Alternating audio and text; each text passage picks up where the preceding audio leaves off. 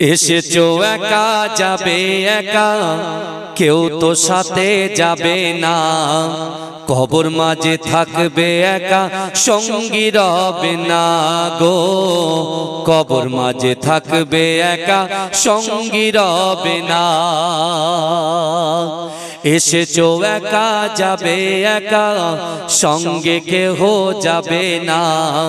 কবর মাঝে থাকবে একা, সঙ্গী রবে না গো। কবর মাঝে থাকবে একা, সঙ্গী রবে না। সাথে যাবে আমল নামা, আর তো কিছুই রবে না। গহীন গড়ে যেতে হবে, গহীন গড়ে যেতে হবে, ওটাই আসল ঠিকানা। কবর মাঝে থাকবে একা, সঙ্গী রবে না গো। কবর মাঝে থাকবে একা, সঙ্গী রবে না।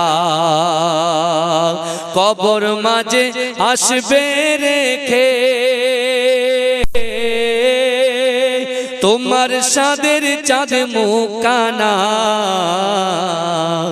আপন আপন ভাবো যাদের, আপন আপন ভাবো যাদের, কেউ তো আপন হবে না। কবর মাঝে থাকবে একা, সঙ্গী রবে না গো। কবর মাঝে থাকবে একা, সঙ্গী রবে না। এসেছো একা যাবে একা, কেউ তো সাথে যাবে না। কবর মাঝে থাকবে একা, সঙ্গী রবে না গো। কবর মাঝে থাকবে একা, সঙ্গী রবে না। করিবে সওয়াল মুনকার নাকির, জবাব যখন পারবে না। মাটি তোমার দেবে পিষে, মাটি তোমার দেবে পিষে, ছাড় যে তুমি পাবে না। কবর মাঝে থাকবে একা, সঙ্গী রবে না গো। কবর মাঝে থাকবে একা, সঙ্গী রবে না। এসেছো একা যাবে একা, কেউ তো সাথে যাবে না। কবর মাঝে থাকবে একা, সঙ্গী রবে না গো। কবর মাঝে থাকবে একা, সঙ্গী রবে না।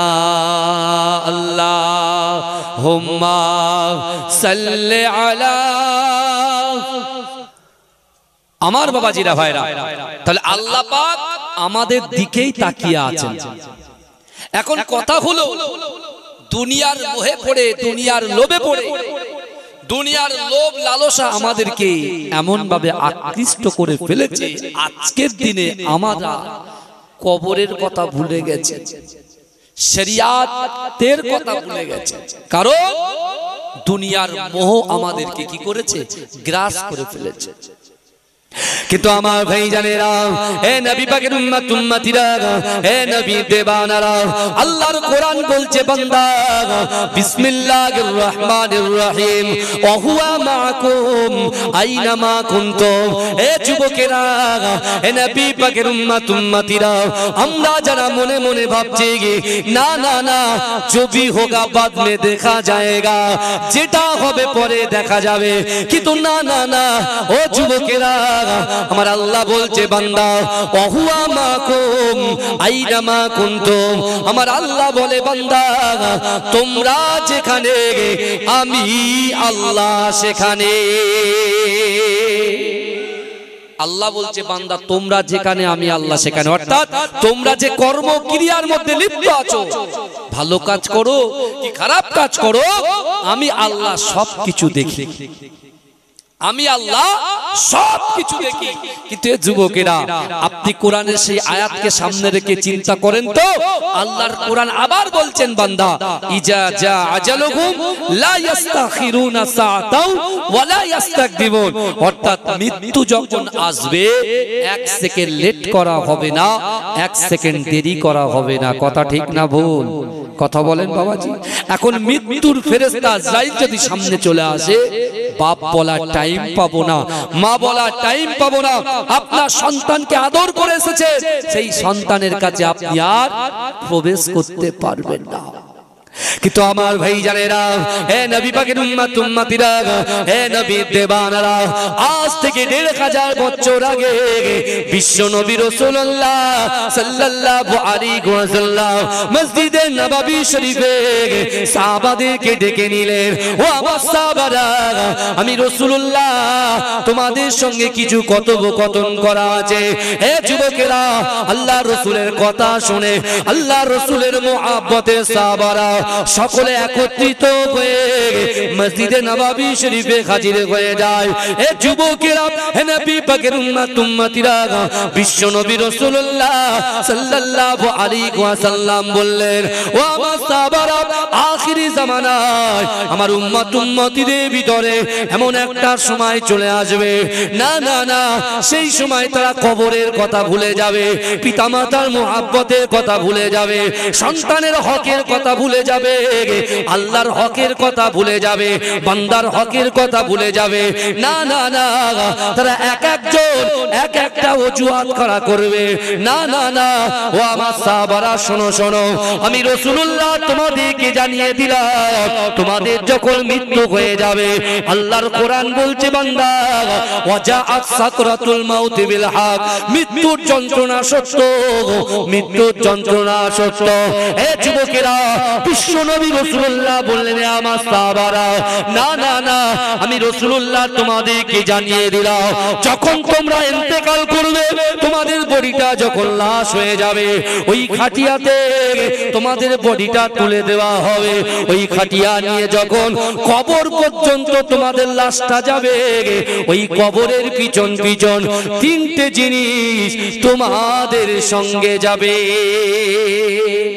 রাসূল বলছেন, ভালো করে বোঝেন, আমরা দুনিয়ার মোহে পড়ে গেছি। আপনি দেখেন আমরা কত এক্সকিউজ দিই, কত অজুহাত খুঁজি। কি বলি যে হুজুর আমার বিশাল বড় একটা ব্যবসা আছে, ওই ব্যবসাতে আমি টাইম দেওয়ার জন্য আমি শরিয়াতটা ঠিকঠাক 5 ওয়াক্ত নামাজ ঠিকঠাক আদায় করতে পারছি না। নিজের বাপের কবরের সামনে গিয়ে একটু হাত উত্তোলন করে আল্লাহর কাছে যে একটু দোয়া চাইবো, সে টাইমগুলো পাই না হুজুর। অনেকে বলে কি বলে না, হুজুর আমি 100 বিঘে ভেড়ি, যে ভেড়িতে লিজ নিতে হুজুর সেই ফজরের আগে বেরিয়ে যায়, জাল টানতে হয়, সেখান থেকে নিয়ে আড়ত পর্যন্ত, আড়তে যাওয়ার পরে সারাদিন অক্লান্ত পরিশ্রম করে বাড়ি গিয়ে ঘুমিয়ে যায়। ঠিকঠাক ভাবে কোরআন তেলাওয়াত করা হয় না, ঠিকঠাক নামাজ পড়া হয় না, ঠিকঠাক যে চিন্তা করব শরিয়াতটা কি, জিকির আর ফিকির কি জিনিস, সেগুলো আমরা সময় পাই না। অনেকে বলে হুজুর আমার ছেলে নিট পরীক্ষা দেবে, তার জন্য প্রস্তুতি নিচ্ছে, সেই সন্তানকে কখনো প্রাইভেটে দিয়ে আসা, সেই সন্তানকে লক্ষ্য করা, হ্যাঁ, কারণ সে যদি সরকারি ভাবে পায় তাহলে ব্যাপারটা আলাদা, আর সে যদি বেসরকারি ভাবে পায় 1 কোটি টাকা খরচা। একটা ডক্টর করতে, এমবিবিএস ডক্টর করতে ক কোটি টাকা খরচা বাবাজি? 1 কোটি টাকা। বাংলাদেশে যদি আপনি পাঠান তাহলে কত? 90 লাখ 80 লাখ টাকা। ভালো করে বোঝেন বাপ, আগে বুঝতে হবে। আজকে আমরা যারা এই মাটির উপরে বসে আছি, জান্নাতের বাগানের উপরে বসে আছি, আমরা এক্সকিউজ দিচ্ছি। কোন মায়েরা বলছে যে আমার বাচ্চা এখন ছোট, আমার বাচ্চাটার মানুষ করতে করতে আমার বাচ্চা কোলে পেশাব করে দিচ্ছে, কি হবে? ওই জন্য শরিয়াতটা ঠিকঠাক পালন করতে পারছি না। কিন্তু রাসূলুল্লাহ কোন জায়গায় সাহাবাদেরকে বোঝাচ্ছেন দেখেন, কি বোঝাচ্ছেন দেখেন। আজকে আমরা দুনিয়ার মোহে পড়ে গেছি, নিজের বাচ্চাকে নিয়ে, নিজের স্ত্রীকে নিয়ে, নিজের পুত্রকে নিয়ে আমরা ব্যতিব্যস্ত হয়ে পড়েছি। কিন্তু একবার চিন্তা করুন, ওই কবরবাসীদের দিকে একটু খেয়াল করুন না। আপনার বাপকে যখন আপনি বেডে শোয়ান, তার আগে তোষকটাকে ভালো করে ঝেড়ে দেন, তারপরে কি মশারি কাটিয়ে দেন, পাকাটা ঠিকঠাক বাপের মাথার দিকে দিয়ে দেন। সেই বাপ তো নেই, তার কথা একবারও মনে পড়ছে? আমার আপনার মনে পড়ছে? দিনে কতবার মনে পড়ে? মৃত্যুর কথা কতবার স্মরণ করি বলেন? বুঝতে হবে, কারণ আমরা শুধু বলছি এ বড় না সে বড়, ওর উপরে আমি যাব, ওকে ডাউন করব, এই সব চিন্তা মনোভাব, বাজে মনোভাব নিয়ে আমরা দুনিয়াতে বিচরণ করছি। কিন্তু আল্লাহর কোরআনটাকে সামনে রেখে তো আমাদের জীবন যাপন করতে হবে, তাই তো নাকি? কথা বলেন না? এই দেখেন আপনি যে জায়গায় এসেছেন বাবাজি, আজকের দিনে হয়তো এখানে অনেকে যারা ইন দা বাউন্ডারির ভিতরে, আপনারা যারা বসে আছেন, এর ভিতরে অনেকে বেনামাজি আছে, রোজা রাখে না এরকম ব্যক্তি আছে, গালাত গালাত পিকচার ভিডিও দেখা হয়ে গেছে এরকম ব্যক্তি আছে, কুরুচিকর মন্তব্য করা হয়ে গেছে তাও সে ব্যক্তি এখানে আছে। কিন্তু বাইরে আউট অফ বাউন্ডারিতে যারা আছে তারা হয়তো আঙুল তুলে বলবে ভাইজান রাকিবুল ভাই আপনি তো এসেছেন, আরে ওখানে আপনি যাদের সামনে কথা বলছেন ওরাই তো নামাজ পড়ে না, রোজা রাখে না, যাকাত দেয় না, ফিতরা দেয় না, দান খায়রাত করে না, হ্যাঁ বাপ মায়ের কবর জিয়ারত করে না। আমি বলছি ঠিক আছে ভাই, ওরা করে না, আপনি আসেননি, আপনি মুখ বুজিয়ে থাকেন, কারণ আজকে যে জমিনের উপরে আমি আপনি আমরা বসেছি, বিশ্বাস করেন এই 2 ঘন্টা আপনি বসে থাকবেন আর এই 2 ঘন্টায় আপনার দ্বারাই সবকিছু সম্ভব। জোরে বলুন না সুবহানাল্লাহ। সবকিছু সম্ভব আজকের দিনের কথা বলছি, আপনার আমার দ্বারাই সবকিছু সম্ভব। আজকে কি বলছেন আপনি বেনামাজি, আজ থেকে নামাজি নিয়ে নামাজ, আগামী দিন আমি নামাজ পড়বো এই নিয়ত করেন, এটা আপনার দ্বারাই সম্ভব। আপনি গুনাহ করেছেন, জমিন থেকে আসমান, আসমান থেকে জমিন পর্যন্ত ঠেকে গিয়েছে, তারপরেও আপনার ওই গুনাহটা ক্ষমা হওয়া আপনার দ্বারাই সম্ভব। আমরা তো নিরাশ হয়ে ঘর কোনায় হয়ে গেছি, আমাদের ভালো লাগে না, একদিন যদি রিজিক ভালো করে না আসে, রুজি যদি ভালো করে না পায়, মন খারাপ, ভালো লাগে না, কোনো কিছু ভালো লাগে না। কিন্তু আপনি চিন্তা করবেন না আমার রাসূলুল্লাহ কত কষ্ট করেছে, রাসূলুল্লাহর কন্যা কত কষ্ট করেছে, আহলে বায়াত কত কষ্ট করেছে, পাক পাঞ্জাতনরা কত কষ্ট করেছে। কিন্তু আমার বাবাজিরা আজকে আমরা যারা এই জান্নাতের বাগানের ভিতরে বসে আছি, আপনি চিন্তা করুন রাসূলুল্লাহ কেমন ভাবে সাহাবাদেরকে বুঝিয়ে দিচ্ছেন যে তোমরা যখন কেউ ইন্তেকাল করবে, ইন্তেকালের সাথে সাথে তাকে কি করানো হয়, গোসল করানো হয়, গোসল করিয়ে তাকে কি করানো হয়, কাফন পরানো হয়, কাফন পরিয়ে তাকে কাঠের গাড়ির উপরে শুইয়ে দিয়ে যখন জানাজা টাইম হয়ে যায় তার লাশটাকে নিয়ে যাওয়া হয় কবরস্থানে। তাই তো নাকি গো? রাসূল বলছে এই কবরস্থান পর্যন্ত লাশটা যাবার, লাশ যে যাচ্ছে কবরস্থান পর্যন্ত, এর সাথে 3টে জিনিস যাবে। কটা যাবে বাবাজি? 3টে জিনিস। আপনি চিন্তা করেন, দুনিয়া দুনিয়া করে মেতে উঠেছি ভাই, দেখতে পাচ্ছেন না পুরো ভারতবর্ষে কি অরাজকতা চলছে? আমাদের এর থেকে শিক্ষা নিতে হবে না? আপনি দেখেন পূর্বের ইতিহাসগুলো খোলেন, তাফসীর খোলেন, আপনি হাদিসগুলো পড়েন, দেখেন না যখনই আল্লাহর বান্দারা শরিয়াত থেকে দূরে সরে গেছে, কোরআন থেকে দূরে সরে গেছে, রাসূলুল্লাহর আদর্শ থেকে দূরে সরে গেছে, ঠিক সেই টাইমে আল্লাহ একটা জালেম সরকারকে পাঠিয়েছে, জালেম বাদশাকে পাঠিয়েছে। হ্যাঁ, আর যখনই বান্দারা সঠিক পথের কুপথের দিশা থেকে সঠিক পথের দিশা অবলম্বন করেছে, অর্থাৎ ইহদিনাস সিরাতাল মুস্তাকিমের রাস্তায় এসেছে, আল্লাহ কি করেছে? সেই জালিম সরকারকে পরাস্ত করে দিয়েছে। জোরে বলুন না সুবহানাল্লাহ। আমরা ওয়াকফ নিয়ে বহু আন্দোলন, আজকে গলা বুঝতে পারছেন বসে আছে, ব্যথা, এই সব জায়গায় ব্যথা হয়ে আছে। বিশ্বাস করেন দৈনন্দিন প্রত্যেকদিন একটা দুটো করে জলসা প্রত্যেকদিন, তার উপরে এরকম একটা ব্যাপার, বুঝতে পেরেছেন? ওয়াকফ কালা কানুন নিয়ে এসে যেভাবে রাতারাতি বিল পাস করা হলো, ঠিক আছে, এই ওয়াকফ বিল প্রত্যাহার করা সম্ভব? সম্ভব নয় এটা নয়, সম্ভব। কিন্তু যেমন আমরা পথসভা করছি, পুরো বাজার ভরিয়ে ফেলছি, মাঠ ভরিয়ে ফেলছি, ঠিক সেরকম যুবকগুলো একদম কালো পট্টি বেঁধে যখন চলে আসছে, আমি তাদেরকে বলছি আপনারা নামাজে আসেন না, নামাজের পার্টিতে আসেন না। রাসূল তো বলেছেন একদম সর্বপ্রথমে রাসূল যেদিন হারামে কোরআন পড়েন, কোরআন তেলাওয়াত রাসূল যখন করেছিলেন হারাম শরীফে, বিশ্বাস করুন মক্কার জমিনে এমন কোনো বাড়ি ছিল না, এমন কোন যুবক ছিল না, এমন কোন নারী ছিল না, পুরুষ ছিল না, সকলে দলবদ্ধভাবে এসে কোরআন শুনেছে। জোরে বলুন না সুবহানাল্লাহ। একটাও বাড়ির লোক বাকি ছিল না। তারপরে রাসূল কি বার্তা দিয়েছিলেন বলেন তো? রাসূলুল্লাহর সামনে বসেছিলেন আবু বকর হুজুর, রাসূলুল্লাহর সামনে বসেছিলেন আলী হুজুর, রাসূলুল্লাহর সামনে বসেছিলেন যায়েদ হুজুর, আবার অন্যদিকে বসেছিল আবু জাহেল, আবু লাহাব, উতবা, আবু সুফিয়ান, এরা সব বসেছিল। কিন্তু দেখেন আপনি বাস্তবে প্রমাণ দেখেন কি, আবু বকর, আলী হুজুর, যায়েদ হুজুর, এনারা রাসূলুল্লাহর কোরআন শুনেছে, কোরআনকে মান্যতা দিয়েছে, কোরআন অনুযায়ী আমল করেছে, আল্লাহ তাদের জমিনের উপরে আসমানের নিচে জান্নাতের সার্টিফিকেট দিয়ে দিয়েছে। জোরে বলুন। আর অপোজিটে দেখেন আবু জেহেল আবু লাহাব, এরা কোরআন শুনেছে, এক কান দিয়ে শুনেছে, এক কান দিয়ে বার করে দিয়েছে, কোরআনকে মান্যতা দেয়নি, কোরআন অনুযায়ী আমল করেনি এবং কোরআনের বিরোধিতা করেছে। তাই আল্লাহ আজ জাহান্নামের আগুনে তাদেরকে পোড়াচ্ছে। কথা ঠিক না বলুন? তাহলে এর থেকে কি শিক্ষা পেলাম? আমাদের কোরআন বুঝতে হবে, কোরআন জানতে হবে, কোরআন অনুযায়ী আমল করতে হবে। কারণ আল্লাহ নিজেই বলেছেন, আল্লাহ নিজেই বলেছেন ফাযকুরুনি আযকুরকুম, বান্দা তোমরা আমাকে স্মরণ করো, আমি আল্লাহ তোমাদেরকে স্মরণ করব। তাফসীরকারকরা এটাই বোঝাতে চাইছেন যে আল্লাহ এইভাবেই বলছেন যে বলতে পোতা যুবকেরা, নারীরা, পুরুষেরা, তোমরা যদি আমি আল্লাহর কথা শোনো, আমি আল্লাহ তোমাদের কথা শুনবো। জোরে বলুন না সুবহানাল্লাহ।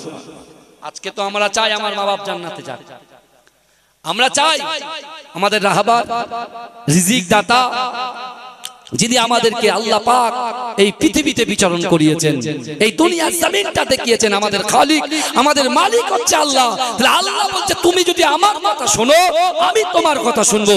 আজকে যদি আল্লাহর কথা শুনে যদি আমরা নামাজটা আদায় করি, পর্দাটা ঠিকঠাক করি, পিতামাতার খিদমত করি, আল্লাহর হক আদায় করি, বান্দার হকটা যদি সঠিকভাবে আদায় করি, আর রাসূলুল্লাহ ওই কাবা বাইতুল্লাহ শরীফে এই আজার কাফেরদের মাঝখানে রাসূলুল্লাহ চিৎকার দিয়ে তিনটে কোরআনের আয়াত বলেছিলেন, তিনটে কোরআনের আয়াত তেলাওয়াত করে বিশ্বনবী রাসূলুল্লাহ তিনি এই বার্তা দিয়েছিলেন। এবং আমার দয়ার নবী জবান থেকে যে কথা বলে, আসমানের উপরে ওই কথাটাকে আমার আল্লাহ কবুল করে নেয়। জোরে বলুন না সুবহানাল্লাহ। রাসূল ওই দিন আবু বকর হুজুরকে বলেছিল, বাবা আবু বকর, আমি রাসূলুল্লাহ তোমাদের কোরআনের আয়াত থেকে তিনটে দলিল দিয়ে তিনটে আমল তোমাদেরকে বুঝিয়ে দিয়ে যাব। বিশ্বাস করো, আমি রাসূল যখন দুনিয়ার জমিন থেকে পর্দা নেব, আমার আনেওয়ালা উম্মত উম্মতীদের কাছে এই কথাগুলো তোমরা একটু বন্টন করে দিও, তাদেরকে একটু জানিয়ে দিও। আর আমার উম্মত উম্মতীর এই তিনটে কথা, এই তিনটে কোরআনের আয়াতটা যদি সামনে রেখে আমল করতে পারে, আমি রাসূল বলছি সেই উম্মত উম্মতীদের দ্বারাই, আমার আপনার দ্বারাই যেটা অসম্ভব, এই অসম্ভবকে আল্লাহ সম্ভব করে দেবে। জোরে বলুন, জোরে বলবেন না সুবহানাল্লাহ। অসুবিধা হচ্ছে না তো কারো? এই অসুবিধা হচ্ছে না তো? তাকবীর দান, নারে তাকবীর। এত সুন্দর করে আসতে দিলে হবে না বাবাজি, একটু জোরে দিতে হবে।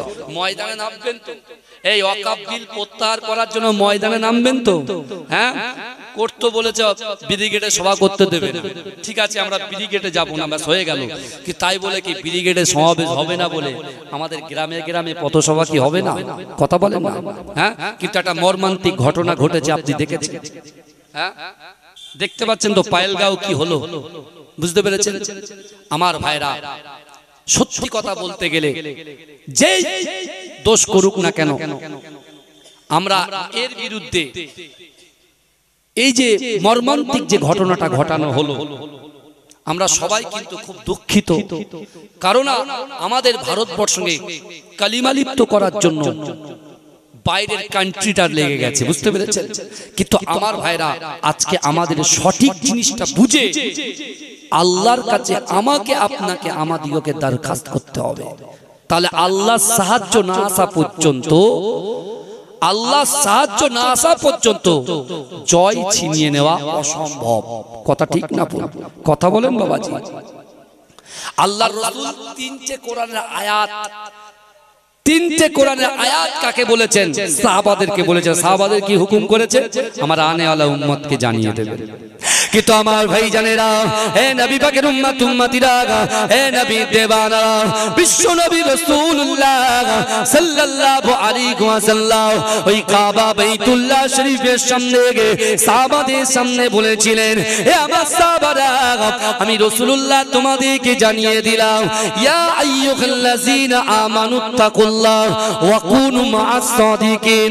হে যুবকেরা, হে নবী পাকের উম্মত উম্মতিরা, আল্লাহর কোরআন বলছে, বান্দা, ইয়া আইয়ুহাল্লাযীনা আমানু, হে আমার বিশ্বাসী ইমানদার বান্দারা, ওয়াত্তাকুল্লাহ, আমি আল্লাহ আমাকে ভয় করো, ওয়া কুনু মা'আস সাদিকিন, সত্যবাদীদের সঙ্গে থাকো। ও যুবকেরা, বিশ্ব নবী রাসূলুল্লাহ সাল্লাল্লাহু আলাইহি ওয়াসাল্লাম আবার সাহাবাদের কাছে ঘোষণা দিলেন, আল্লাহর কোরআন বলছে, বান্দা, কুল ইন কুনতুম তুহিব্বুনাল্লাহ ফাত্তাবিউনি বিকুমুল্লাহ।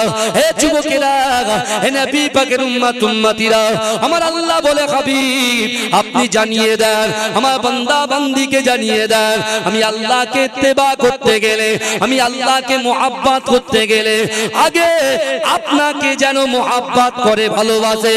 ও যুবকেরা, এই আয়াত দ্বারাই প্রমাণিত। আমার রাসূলুল্লাহ বলে দিলেন না না না, তিনটি আমলের ভিতরে দুইটো বলে দিলেন। ও যুবকেরা, একমাত্র আল্লাহকে ভয় করতে হবে। দ্বিতীয় নম্বর আমল রাসূলুল্লাহকে মুহাব্বত করতে হবে। ও যুবকেরা, আজকে বলতে পোতার প্রত্যেকটা বাড়িতে বাড়িতে আল্লাহর কোরআন কিন্তু তাকে সাজানো আছে। ও যুবকেরা, ওই কোরআনটা খুলে দেখেন, ওই কোরআনের ভিতরে আকিমুস সালাত, আকিমুস সালাত, আকিমুস সালাত, নামাজ নামাজ নামাজ ৮২টা জায়গায় বলা আছে। ও যুবকেরা ভাইরা, বিশ্ব নবী রাসূলুল্লাহ সাল্লাল্লাহু আলাইহি ওয়াসাল্লাম বলেছেন, ও আমার সাহাবারা, একমাত্র আমল আল্লাহর ভয়, দুই নম্বর আমল রাসূলুল্লাহর মুহাব্বত, তিন নম্বর আমল আল্লাহর কাছে চাওয়া, অর্থাৎ নামাজের পাটিতে হাজির হওয়া, নামাজ আদায় করা।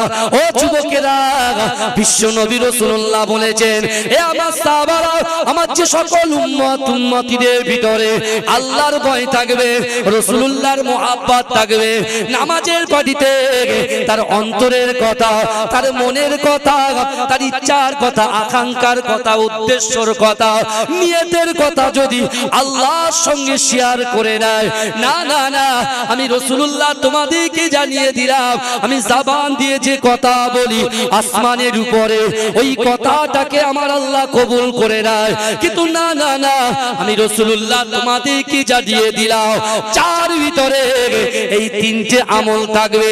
ওই ব্যক্তির দ্বারাই, ওই নারীর দ্বারাই, ওই পুরুষের দ্বারাই যেটা অসম্ভব, আমার উম্মতের দ্বারাই যেটা অসম্ভব, এই অসম্ভবকে আমার আল্লাহ পাক সম্ভব করে দেয়। এই জোরে বলবেন না সুবহানাল্লাহ? এটা মুহাব্বতে হবে না? নারে তাকবীর। আমার সোনার ভাইরা, চিন্তা করে দেখেন, আজকে দুনিয়ার জমিনে যে ভয় যাকে করছি, কাকে করছি, সে কে? আপনি একটু ভালো করে বিবেচনা করে দেখবেন যে সত্যিকারের এই অন্তরের ভিতরে, এই দিলের ভিতরে ভয়টা কার আছে? ভয় কার আছে? আপনি একটু আল্লাহকে তো ভয় করি। আরে আপনি যদি আল্লাহকে ভয় করেন, তাহলে আপনি নামাজ পড়েন না কেন? আপনি তো আল্লাহকে ভয় করেন, রোজা করেন না কেন? আপনি তো আল্লাহকে ভয় করেন, যাকাত দেন না কেন? আপনি তো সাহেবে নিসাব, আপনার উপরে তো যাকাত ফরজ হয়ে গেছে, তারপরেও কেন আপনি যাকাত দেন না? আপনি বলছেন আল্লাহকে ভয় করি, রাসূলুল্লাহকে মুহাব্বত করি, তাহলে কেন আপনি পিতামাতাকে কষ্ট দেন? কেন আপনি স্ত্রীর হক নষ্ট করেন? কেন আপনি সন্তানের হক নষ্ট করেন? কেন আপনি পরকীয়ার মধ্যে লিপ্ত হন? কেন আপনি গালাত গালাত পিকচার শরিয়াত যেটাকে নিষেধ করেছে, সেই নিষেধ জিনিসটাকে কেন আপনি আঁকড়ে ধরে বসে আছেন? কথা বলেন না ভাইজান, ভালো করে শুনেন না, কবরে তো যেতে হবে। আমি পীরের বেটা বলে আমি ছাড় পাবো নাকি? মুজাদ্দেদ জামান দাদা হুজুর পীর কেবলা সর্বপ্রথম যে মাদ্রাসায়, বাংলার জমিনে কোনো মাদ্রাসা ছিল না, তানার বাসভবনে যে মাদ্রাসাটা তিনি প্রতিষ্ঠানটা খাড়া করেছেন, ফুরফুরা ফাতিয়া টাইটেল মাদ্রাসা, সিনিয়র মাদ্রাসা, টাইটেল মাদ্রাসা, আপনি দেখুন না, ওই মাদ্রাসায় আমার পরদাদাজি, বিশেষ করে বসিরহাট আল্লামা রুহুল আমিন শাহ রাহমাতুল্লাহ আলাইহি, আর আমার পরদাদা আহমদ আলী হামিদ শাহ জালালি রাহমাতুল্লাহ আলাইহি, দুজনের ভিতরে এত বন্ডিং ছিল, বন্ধুত্ব ছিল, ভ্রাতৃত্ব ছিল, সে আপনারা কল্পনা করতে পারবেন না। মুজাদ্দেদ জামান দাদা হুজুর পীর কেবলা যখন মাদ্রাসার ভিত স্থাপন করবে, খলিফাদেরকে ডেকে নিলেন, সেখানে দুইজন উপস্থিত। কে আছেন? বসিরহাটের আল্লামা রুহুল আমিন শাহ রাহমাতুল্লাহ আলাইহি আর আমার পরদাদা আহমদ আলী হামিদ জালালি রাহমাতুল্লাহ আলাইহি। বিশ্বাস করেন, ওই ফাতিয়া টাইটেল মাদ্রাসার যে ইট, মুজাদ্দেদ জামান নিজে ইট তুলে দিচ্ছেন, বসিরহাট আল্লামা নিজে ইট তুলে দিচ্ছেন, তারপরে আমার পরদাদাও ইট তুলে দিয়েছিলেন। জোরে বলুন না সুবহানাল্লাহ। কিন্তু আমার ভাইরা, এই মাদ্রাসা যখন পুরো প্রতিষ্ঠানটা যখন খারাপ হয়ে গেল, মুজাদ্দেদ জামান চিন্তা করছেন যে এই মাদ্রাসার দায়িত্ব দেব কাকে? এই মাদ্রাসা পঠন পাঠনের ব্যবস্থার, বিশেষ করে পড়ানোর দায়িত্ব, দেখভাল করার দায়িত্ব দেব কাকে?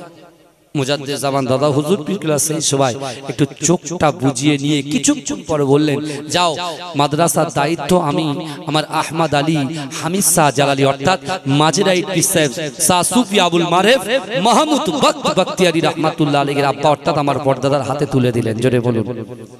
একটা না, কেউ বলছে 24 বছর, কেউ বলছে 18 বছর, আবার কেউ বলছে 40 বছর। বুঝতে পেরেছেন? এক টানা সুপারিনটেনডেন্ট ছিলেন। জোরে বলুন। তাই বলে আমি বিশাল কিছু হয়ে গেছি তা নয়, আমাকেও কিন্তু ওই কবরে গিয়ে শুতে হবে, কাফনের কাফন আমাকেও পরাবে। কিন্তু রাসূলুল্লাহ সাল্লাল্লাহু আলাইহি ওয়াসাল্লাম হারাম থেকে শিক্ষা দিলেন, নববী থেকেও শিক্ষা দিচ্ছেন। কি দিচ্ছেন? যে তোমাদের মৃত্যু যখন হবে ওই কবরে লাশটা যখন যাবে কবর পর্যন্ত, ওই কবর পর্যন্ত তোমার লাশের পিছন পিছন কটা জিনিস যাবে বাবাজি? 3টে। প্রথম কি যাবে? প্রথমে রাসূলুল্লাহ বলছেন তোমার সন্তান, তোমার পরিবার ওই লাশের পিছন পিছন কবর পর্যন্ত যাবে। আর দ্বিতীয় নম্বর যেটা যাবে, দুনিয়ার জমিনের উপরে আজকে আমরা বিচরণ করে যে টাকা পয়সাগুলো ইনকাম করছি, রুজি দোকান পাট, বিশেষ করে যে টাকা পয়সা আমরা একাট্টা করছি, গচ্ছিত করছি, সম্পত্তি, গাড়ি বাড়ি, বিল্ডিং বালাখানা যা কিছু আমরা করেছি, আপনার নামে যা আছে জমি জায়গা অর্থ সম্পদ গাড়ি বাড়ি বিল্ডিং ব্যবসা যা কিছু আছে, ওই ধন সম্পত্তি অর্থাৎ ওই সম্পত্তি তোমার পিছন পিছন ওই লাশের পিছন পিছন কবর পর্যন্ত যাবে। আর আজকে আমার গুটি কয়েক ভাই অক্লান্ত পরিশ্রম করে আপনাদের সকলের সহযোগিতায়, এই আপনারা একটু আগে দান করছিলেন, ঠিক আছে, এই আপনারা দিয়েছেন, এই যে টাকাগুলো কষ্ট করে মেহনতের পয়সাগুলো, হ্যাঁ খাটনির পয়সাগুলো এই যে দিচ্ছেন এবং আপনার মূল্যবান সময়টা এই মাহফিলে দিচ্ছেন, বসে আছেন, কেউ সুবহানাল্লাহ বলছেন, ওয়ায়ুসাব্বিহুনাকা ওয়ায়ুহাম্মিদুনাকা ওয়ায়ুকাব্বিরুনাকা, কেউ সুবহানাল্লাহ বলছেন, আলহামদুলিল্লাহ বলছেন, আল্লাহু আকবার বলছেন, দরুদ পড়ছেন। বুঝতে পারছেন না? এই বসাটা, এই কাজগুলোকে আল্লাহ আমলে পরিণত করে দেবেন। জোরে বলুন। আর এই আমলটুকু যাবে কোথায়? ওই কবর পর্যন্ত। কিন্তু আমার ভাইজানেরা, হে নবী পাকের উম্মত উম্মতিরা, হে নবী দেওয়ানারা, ওই মসজিদে নববী শরীফে বিশ্ব নবী রাসূলুল্লাহ সাল্লাল্লাহু আলাইহি ওয়াসাল্লাম বলেছিলেন, হে আমার সাহাবারা, না না না, মিনহা খলাকনাকুম ওয়া ফিহা নুঈদুকুম ওয়া মিনহা নুখরিজুকুম তারাতান উখরা বলে 3 মুঠো মাটি যখন তোমার বুকে দেওয়া হয়ে যাবে, ও আমার সাহাবারে, আমি রাসূলুল্লাহ তোমাদেরকে জানিয়ে দিলাম, না না না, তোমার কবরটা অন্ধকার হয়ে যাবে, সাপ বিচ্ছুর ঘর হয়ে যাবে, পোকা মাকড়ের ঘর হয়ে যাবে। ও আমার সাহাবারা, শোনো শোনো, তোমার এই লাশটাকে রেখে সর্বপ্রথমে যে সন্তানের জন্য, যে পরিবারের জন্য তুমি সময় দিয়েছিলে, নামাজ পড়তে পারো না, রোজা রাখতে পারো না, না না না, শরীয়তটা ঠিকঠাক ভাবে পালন করতে পারো না, ও আমার সাহাবারা শোনো শোনো, তোমার লাশটা দাফন করার পরে সর্বপ্রথমে তোমার ওই সন্তানটা কবরে একা ফেলে রেখে বাড়িতে চলে আসবে, তোমার পরিবার কবরে ফেলে তোমাকে বাড়িতে চলে আসবে। দ্বিতীয় নম্বর, যে সম্পত্তির জন্য তুমি মাঠে গিয়ে চাষাবাদ করেছো, কৃষি কার্য করেছো, কিন্তু না না না, মসজিদের আজান শুনেছো, হাইয়া আলাস সালাহ হাইয়া আলাল ফালাহ, তুমি কর্ণপাত করলে না, না না না, ওই সম্পত্তি তুমি ক্রয় করেছো, ওই সম্পত্তিগুলো একাট্টা করেছো, গচ্ছিত করেছো। ও আমার সাহাবা শোনো শোনো, ওই সম্পত্তি তোমাকে কবরে একা ফেলে রেখে বাড়ি চলে আসবে, তোমার সন্তানের পিছন পিছন বাড়ি চলে আসবে। কিন্তু যুবকেরা, বিশ্ব নবী রাসূলুল্লাহ সাল্লাল্লাহু আলাইহি ওয়াসাল্লাম বললেন, ও আমার সাহাবারা শোনো শোনো, আজকে বলদে পোতার যুবকগুলো, বলদে পোতার নারী পুরুষগুলো যে জান্নাতের বাগানে বসে বসে আল্লাহ আল্লাহ রসুলের কথা শুনে, কোরআনের কথা শুনে, হাদিসের কথা শুনে তাদের গচ্ছিত সম্পদ থেকে আল্লাহর রাস্তায় ফি সাবিলিল্লাহ করে যারা কিছু টাকা পয়সা দান করে যায়, ও যুবকেরা আজকে আমাদের এই বসার কাজগুলোকে, এই দানের কাজগুলোকে আল্লাহ পাক আমলে পরিণত করে দেয়। বিশ্ব নবী বললেন না না না, তিনটে জিনিস কবর পর্যন্ত যাবে, কিন্তু না না না, দুটো জিনিস চলে আসবে, তোমার সন্তান চলে আসবে, তোমার সম্পত্তি চলে আসবে, কিন্তু না না না, ওই কবরে তোমাকে সাপোর্ট করার জন্য, তোমাকে সাহায্য করার জন্য তোমার ওই কবরের ভিতরে এই আমলটুকু আমার আল্লাহ পাক পাঠিয়ে দেবে। জোরে বলবেন না সুবহানাল্লাহ, চিৎকার দিয়ে বলবেন না সুবহানাল্লাহ। ফজরের নামাজ আদায় করে যারা কোরআন তেলাওয়াত করে আমি তাদেরকে স্যালুট করি, তাদেরকে আমি সম্মান করি, কারণ আপনি যে কোরআন পড়ছেন সূরা ইয়াসিন, সূরা ওয়াকিয়া, সূরা মুলক, যে কোরআনের আয়াতগুলো আপনারা বসে বসে তেলাওয়াত করছেন, চিন্তা করবেন না, হয়তো মনে মনে ভাবছেন আপনার পাশের বাড়ির লোক হয়তো বিরক্ত হচ্ছে, বলে তুই আস্তে কোরআন পড়তে পারিস না, তোর জন্য আমার ঘুমটা ভেঙে যায়। আমি বলছি মা, আমি বলছি বোন, আমি বলছি ছেলে, আমি বলছি যুবক, বিশ্বাস করে আপনি যে কোরআনটা পড়ছেন কাল কিয়ামতের মাঠে নয়, তোমার কবরেই আল্লাহ তোমাকে শান্তিতে রাখবে। জোরে বলুন না সুবহানাল্লাহ, জোরে বলবেন না। বিশ্ব নবী রাসূলুল্লাহ যে তিনটে আমলের কথা বললেন, এই আমলগুলো যদি আমরা ক্যাচ করি, ধরে নিয়ে যদি আমাদের জিন্দেগিতে আমরা অতিবাহিত করতে পারি, তাহলে আমার আপনার দ্বারাই যেটা অসম্ভব, এই অসম্ভবকে আল্লাহ সম্ভব করে দেবে। জোরে বলুন না সুবহানাল্লাহ, এই জোরে বলবেন না, চিৎকার দিয়ে বলা যাবে না সুবহানাল্লাহ। নারে তাকবীর, নারে তাকবীর। হে প্রভু রহমান তোমারই সেরা দান, নূরানী আল কোরআন, নূরানী আল কোরআন, নূরানী আল কোরআন, নূরানী আল কোরআন। কোরআন তাই প্রমাণ দেয় নেই যে তাতে কোনো ভুল, হাকিকাত যার আয়াত, সত্য পথ জ্ঞানের মূল, চার হরফে আছে মধু, শান্তি যে অপূরণ। নূরানী আল কোরআন, নূরানী আল কোরআন, নূরানী আল কোরআন, নূরানী আল কোরআন। হে প্রভু রহমান তোমারই সেরা দান, নূরানী আল কোরআন, নূরানী আল কোরআন। কোরআন জ্ঞানের আধার, আল্লাহ মহাজ্ঞানী, সত্য পথের দিশা দিলেন কোরআন খানি। কোরআন জ্ঞানের আধার, আল্লাহ মহাজ্ঞানী, সত্য পথের দিশা দিলেন কোরআন খানি। পাঠ করিলে মধুর বাণী, পবিত্র হবে প্রাণ। নূরানী আল কোরআন, নূরানী আল কোরআন, নূরানী আল কোরআন, নূরানী আল কোরআন। সকল রোগের সেবা কোরআন পাকে পাওয়া যায়, এক হরফে 10টি নেকি আমল নামাই জমা হয়। জোরে বলবেন না সুবহানাল্লাহ।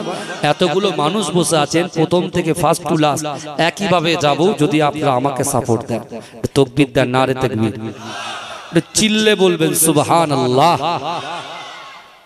কোরআন জ্ঞানের আধার, আল্লাহ মহাজ্ঞানী, সত্য পথের দিশা দিলেন কোরআন খানি।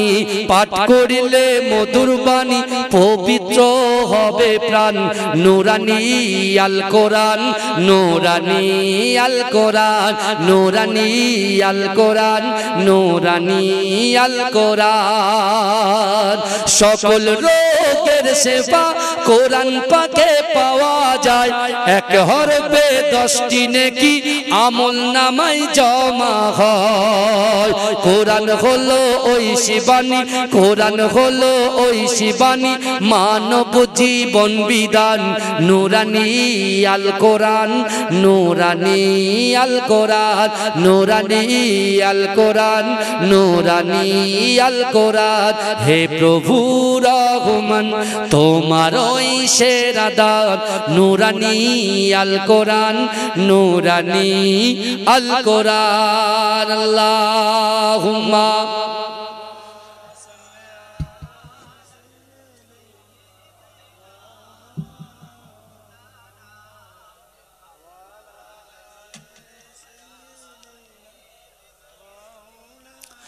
আমার বাবাজিরা ভাইরা, যে কথা আমি আপনাদেরকে বলছিলাম, তাহলে আমরা দুটো বিষয়ে আলোচনা একই লাইন দিয়ে দুটো দুই দিক দিয়ে আমরা শুনতে পাচ্ছি। কি আল্লাহর কোরআনের আয়াতকে সামনে রেখে রাসূলুল্লাহ নিজেই বললেন তিনটে আমলের কথা।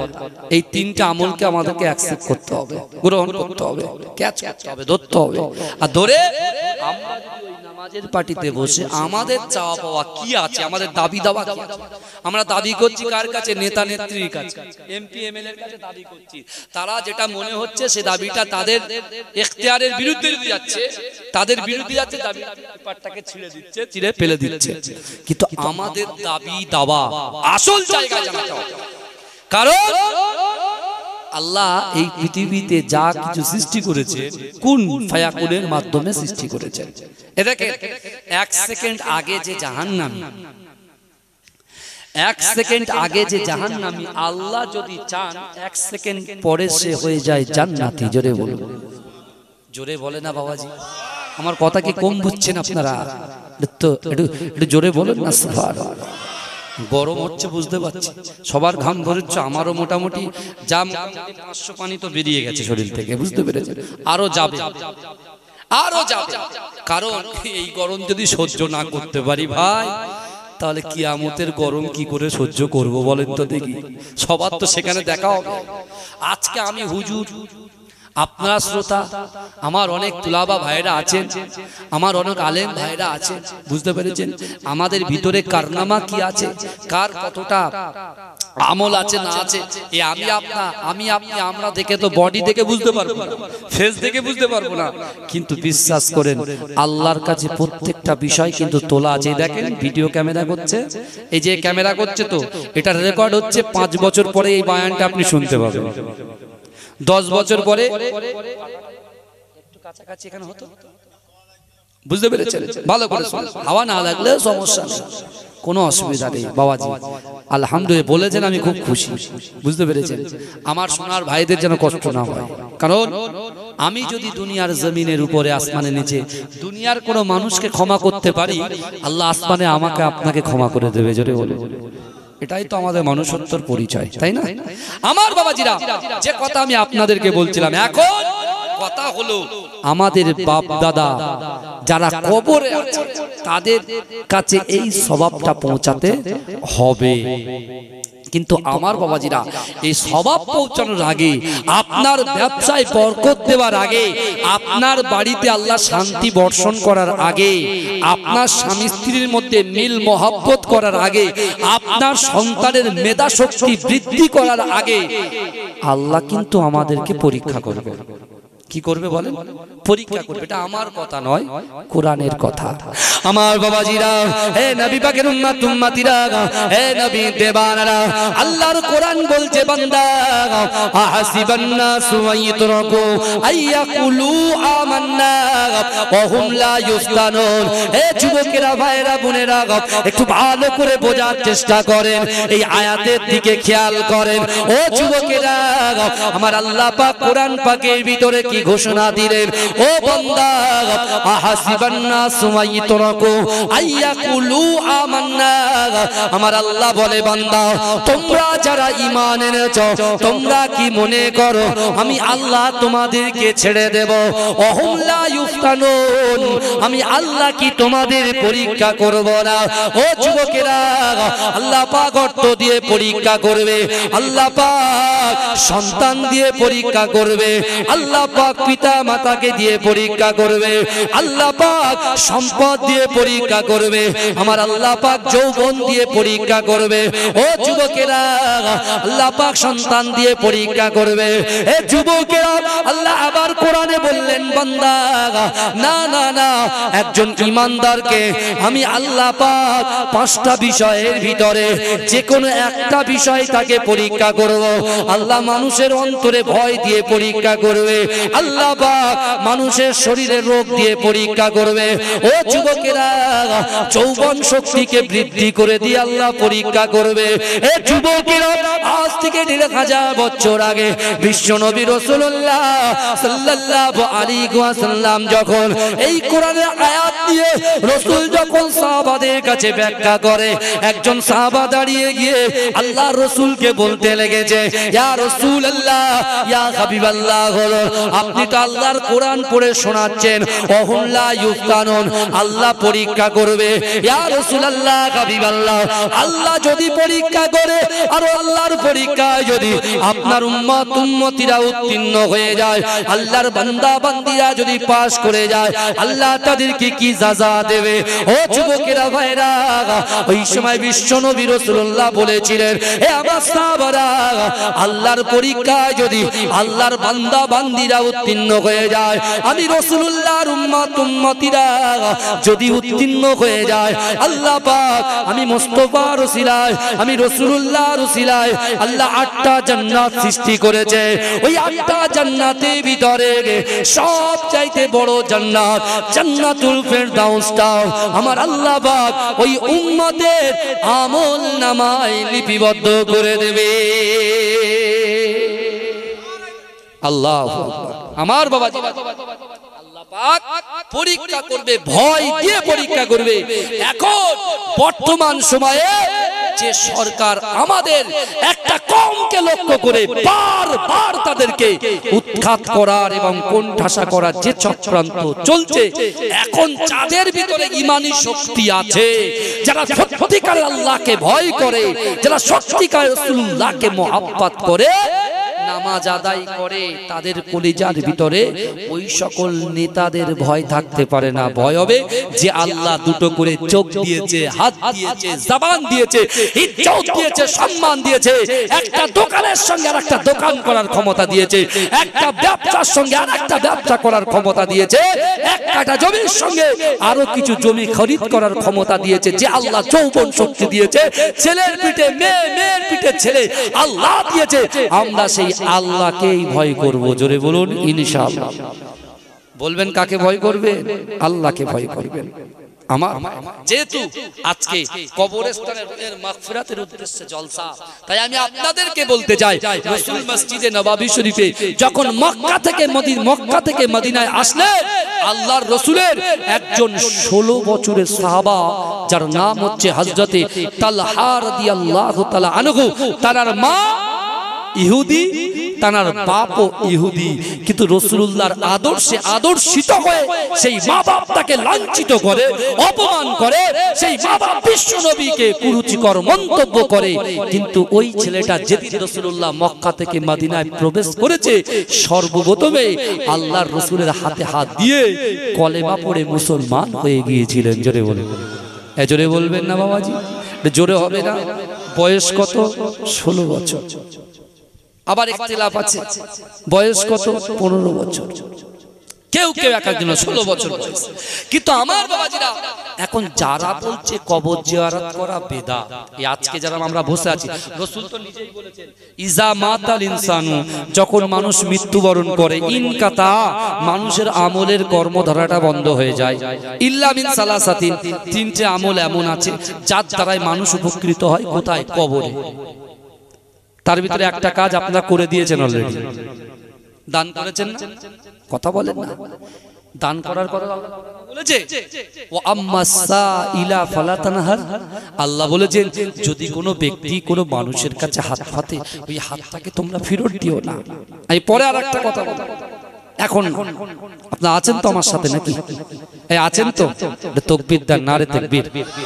আর একটু জোরে দেন, নারে তাকবীর। মাসলাকে মুজাদ্দিদ জামান, মুজাদ্দিদ জামানের হক সিলসিলা, নারে তাকবীর, নারে তাকবীর।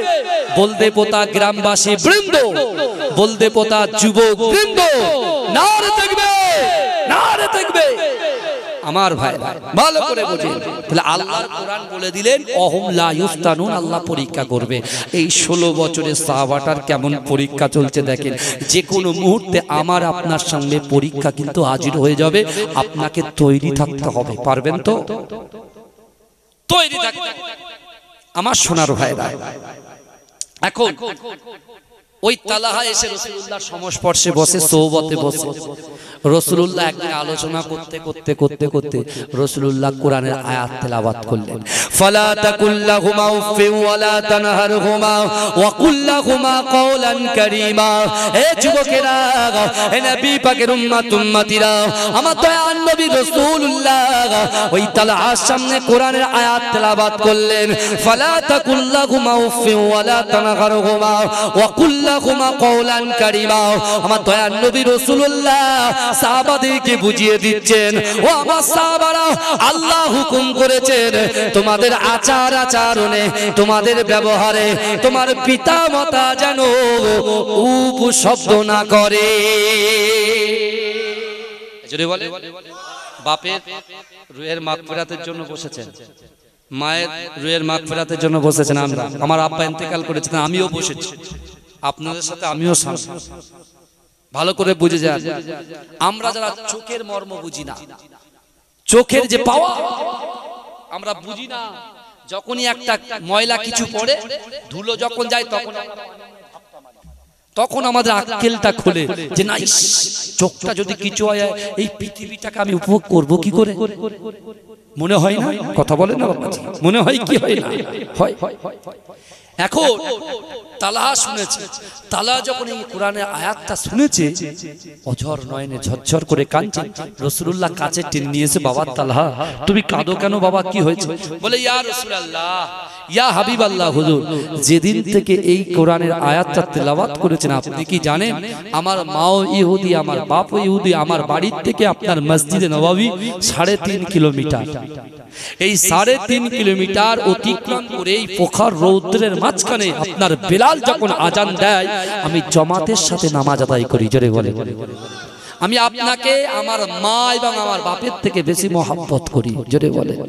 কিন্তু ইয়া রাসূলুল্লাহ, যখন আমি বাড়িতে যাই, আমার পিতা মাতা চেষ্টা থাকে, তাদের প্রচেষ্টা চেষ্টা করে যে আমি তালহাকে আটকে দেব, আপনার কাছ পর্যন্ত আসতে না দেওয়ার। কারণ আমার মা বাপ কি করে, সারাক্ষণ আমি যখন আপনাকে ছেড়ে যখন যাই বাড়িতে, আমার মা বাপ একটা জায়গায় আসন গ্রহণ করে আমাকে সামনে রেখে আপনার নামে কুরুচিকর মন্তব্য করে, বাজে বাজে কথা বলে, কিন্তু আমি সহ্য করতে পারি না।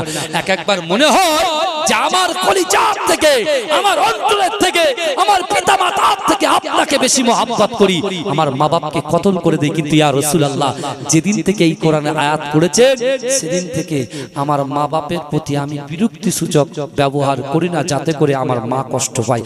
রাসূল জড়িয়ে ধরে একটা বুসা দিলেন। জোরে বলুন না সুবহানাল্লাহ, জোরে বলবেন। রাসূল খুশি হলেন কি রাসূলুল্লাহ সাহাবারা সামনে বসে আছেন। আল্লাহ রাসূল বলছে, দেখবে তোমরা এই বাচ্চাটা, এই 16 বছরের সাহাবাটা, এই যে আমার সঙ্গে যে কথোপকথন গুলো করছে, তোমরা কি মনে করছো এই মিথ্যা বলছে? তোমরা কি দেখবে? আল্লাহ রাসূল হুজুরের বাঁ দিক থেকে তরোয়ালটা বের করে তালহার হাতে দিয়ে বলে, যাও তোমার মা বাপকে কতল করে দিয়ে এসো। ধরলেন, ছুটতে শুরু করে। রাসূল পিছন থেকে ডাক দিলেন, বাবা এদিকে এসো, দাও তুমি পাস করে গেছো। জোরে বলুন না সুবহানাল্লাহ। আল্লাহ রাসূল সাহাবাদেরকে প্র্যাকটিক্যালি বুঝিয়ে দিলেন তালহা কতটা ভালোবাসে। বিশ্ব নবী রাসূল সাল্লাল্লাহু আলাইহি ওয়াসাল্লাম ইশার নামাজ পড়ে তালহাকে ডেকে বলছে, বাবা তালহা যাও তুমি আস্তে আস্তে বাড়ি চলে যাও, আল্লাহ হেফাজত করবে। ওদিকে তালহার আব্বু আম্মু কি করেছেন, ওরা ঠিকঠাক করেছেন যে ফজরের সময় ওকে আমি আটকে দেব, তালহাকে আটকে দেব, যাতে করে বিশ্বনবী মুস্তাফার সামনে তার সোহবতে না বসতে পারে। ভাইজান, যারা বলছে কবর জিয়ারত করা যাবে না, এখানেও কিন্তু একটা দলিল চলে আসবে যে কবর জিয়ারত শুধু আমরা করি না, আমার রাসূলও করেছেন। জোরে বলে, জোরে বলবেন না বাবাজি, চিৎকার দিয়ে বলবেন না সুবহানাল্লাহ, নারে তাকবীর, নারে তাকবীর। আমার সোনার ভাইরা, তালহা বাড়িতে চলে গেছে, এই শুনছেন তো, তালহা বাড়িতে চলে গেছে। কিন্তু তালহা ওই 16 বছরের ছেলেটা কোন জিনিসটাকে অ্যাকসেপ্ট করেছে জানেন? কোনটা গ্রহণ করেছে? রাসূল যে কাবা বাইতুল্লাহ শরীফের তিনটে আমলের কথা বলেছিলেন না, মনে আছে আপনাদের? আমি বললাম কি, ওয়াত্তাকুল্লাহ, আল্লাহর ভয়, আর কার মহব্বত? কার মহব্বত? রাসূলুল্লাহর মহব্বত। আর আকিমুস সালাত, নামাজ। তাহলে আল্লাহর ভয়, রাসূলুল্লাহর মহব্বত আর নামাজের পার্টি। নামাজের পার্টি, পার্টি দুটো, ঝান্ডা পার্টি আছে, নামাজের পার্টি আছে। আপনি ঝান্ডা পার্টি করুন, আমার কোনো আপত্তি নেই। আপনার এই গণতান্ত্রিক দেশে যাকে ইচ্ছা তাকে ভোট দেন, কোনো অসুবিধা নেই। কিন্তু আমার ভাইরা, এই যে পার্টিটার কথা বলছি, এই পার্টিতে আপনার কনফার্ম টিকিট হবে ইনশাআল্লাহ। কিসের কনফার্ম টিকিট হবে? এমপি এমএলএ টিকিট নয়, জান্নাতের টিকিট পাবেন। জোরে বলেন, জোরে বলবেন না বাবাজি, কারোর অসুবিধা হচ্ছে নাকি? হ্যাঁ, আমার সোনার ভাইরা ভালো করে শোনো।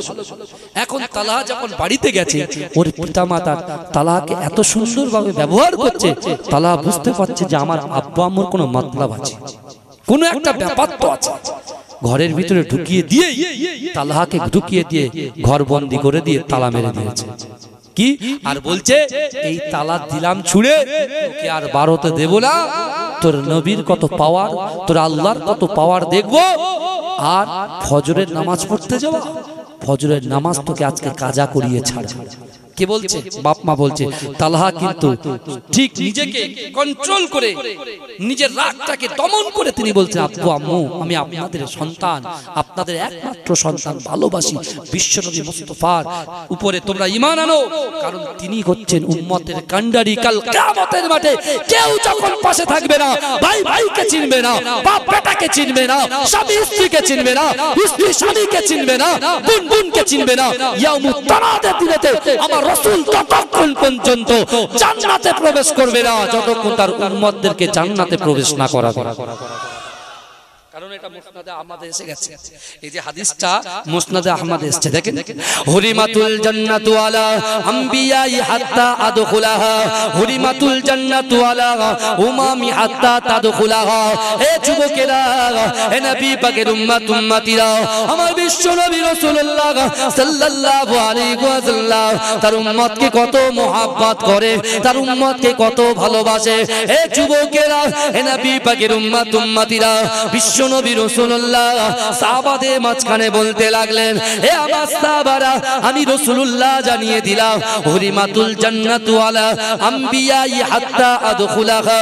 দুনিয়ার জমিনে যত পয়গম্বর এসেছে, বাপ আদম থেকে নিয়ে হযরত ঈসা আলাইহিস সালাতু ওয়াস সালাম পর্যন্ত যত পয়গম্বর এসেছে, ওই সকল পয়গম্বরদের জাহান্নামে, ওই সকল পয়গম্বরদের জান্নাতে যাওয়া হারাম, যতক্ষণ পর্যন্ত আমি রাসূলুল্লাহ আগে দয়ার জান্নাতে না যাব।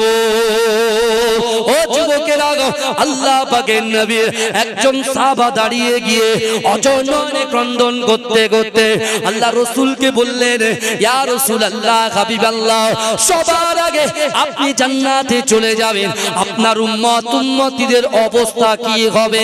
এ যুবকেরা, ওই সময় বিশ্ব নবী রাসূলুল্লাহ সাল্লাল্লাহু আলাইহি ওয়াসাল্লাম বলেছিলেন, হে আমার সাহাবারা, না না না না না, আমি রাসূলুল্লাহ তোমাদেরকে জানিয়ে দিলাম, হুরিমাতুল জান্নাতু আলা উমামি হাত্তা তাদখুলাহা, হুরিমাতুল জান্নাতু আলা উমামি হাত্তা তাদখুলাহা। হে আমার সাহাবারা, আমি রাসূলুল্লাহ তোমাদেরকে জানিয়ে দিলাম, না না না, দুনিয়ার জমিনে যত পয়গম্বর এসেছে, ওই সকল পয়গম্বরের যত উম্মত এসেছে, আদম থেকে নিয়ে হযরত ঈসা আলাইহিস সালাতু ওয়াস সালাম পর্যন্ত যত উম্মত এসেছে ওই সকল উম্মতিদের জান্নাতে যাওয়া হারাম হারাম হারাম যতক্ষণ পর্যন্ত আমি রাসূলুল্লাহ আমার উম্মত আগে দয়ার জান্নাতে না যাবে। জোরে বলুন, কত পাওয়ার দেখেছে। কিন্তু কথা আছে, চাষা জমি চাষ না করলে আগাছা বলে কি করে, দখল করে। চাষা জমি চাষ না করলে আগাছা দখল করে, কথা আছে। এবার আপনি বুঝে নেন, আল্লাহ তো বিবেক দিয়েছে গো আমাদের, আল্লাহ তো বিবেক দিয়েছে, বুদ্ধি দিয়েছে, সম্পত্তি দিয়েছে, সব তো আল্লাহ পুরো সাজিয়ে দিয়েছে। শুধু আল্লাহ জমিনে সবকিছু ছড়িয়ে রেখেছে, শুধু ওটাকে অ্যাকসেপ্ট করতে পারলেই হয়। কিন্তু তালহাকে ঘরবন্দি করে দিয়েছে তার বাপ মা, মনে আছে তো নাকি? কিন্তু আমার ভাই জানেরা, হে নবী পাকের উম্মত উম্মতিরা, হে নবী দিবানারা, একটু ভালো করে বোঝার চেষ্টা করেন। বিশ্ব নবী রাসূলুল্লাহর মুহাব্বতে সাহাবা, 16 বছরের সাহাবা হযরত তালহা রাদিয়াল্লাহু তাআলা আনহুকে যখন ঘরবন্দি করে দেওয়া হলো, হে যুবকেরা, বিশেষ করে মসজিদে নববী শরীফ থেকে আল্লাহ রাসূলের মুয়াজ্জিন হযরত বেলাল রাদিয়াল্লাহু তাআলা আনহু আযান দেওয়া শুরু করে দিলেন। আসসালাতু খায়রুম মিনান নাওম, আসসালাতু খায়রুম মিনান নাওম, ঘুম থেকে নামাজ উঠাও। কিন্তু যুবকেরা, ওই ভোরের বেলা আমার মায়েরা ঘুমায়, আমার ছাত্র ছাত্রী ঘুমায়, আমার যুবকেরা ঘুমায়, না না না, তারা কিন্তু নামাজের জন্য তৈরি হয় না। কিন্তু যুবকেরা, ওই 16 বছরের সাহাবা হযরত তালহার মনটা ছটফট করে, কতবার মা বাপকে রিকোয়েস্ট করে, আব্বা জান আম্মা জান, না না না, যেদিন থেকে মুস্তাফা জানে রহমত, যেদিন থেকে হাবিবে লবিবে তাবিব জনাবে মুহাম্মদুর রাসূলুল্লাহ সাল্লাল্লাহু আলাইহি ওয়াসাল্লামের হাতে হাত দিয়ে ঈমান এনেছি, সেদিন থেকে আজ অবধি আমার কোন নামাজ কাজা নাই। কিন্তু আপনি আমার নামাজটাকে কাজা করে দেবেন না। কিন্তু যুবকেরা, হে নবী পাকের উম্মত উম্মতিরা, একটু ভালো করে বোঝার চেষ্টা করেন।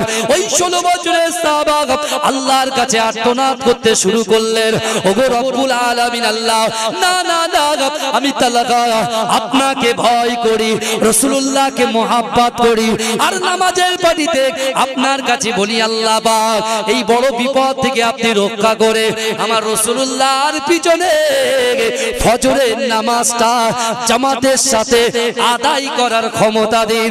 এ যুবকেরা, এ নবী পাকের উম্মত উম্মতিরা, ওই 16 বছরের বাচ্চাটা, ওই 16 বছরের সাহাবাটা আল্লাহর উপরে তাওয়াক্কাল করে, আল্লাহর উপরে ভরসা করে, চোখটা বুজিয়ে টুক টুক টুক টুক করে ওই গেটের পাশে এসে যখন বিসমিল্লাহ বলে ওই গেটে যখন হাত দিলেন, ও যুবকেরা, আমার আল্লাহ পাক অটোমেটিক ওই দরজাটাকে ওপেন করে দিলে। জোরে বলে, চিৎকার দিয়ে বলেন না সুবহানাল্লাহ। না রে, দেখবে আপনার রুজি নাই, 500 টাকায় আপনার ঠিকঠাক হচ্ছে না, তাই না?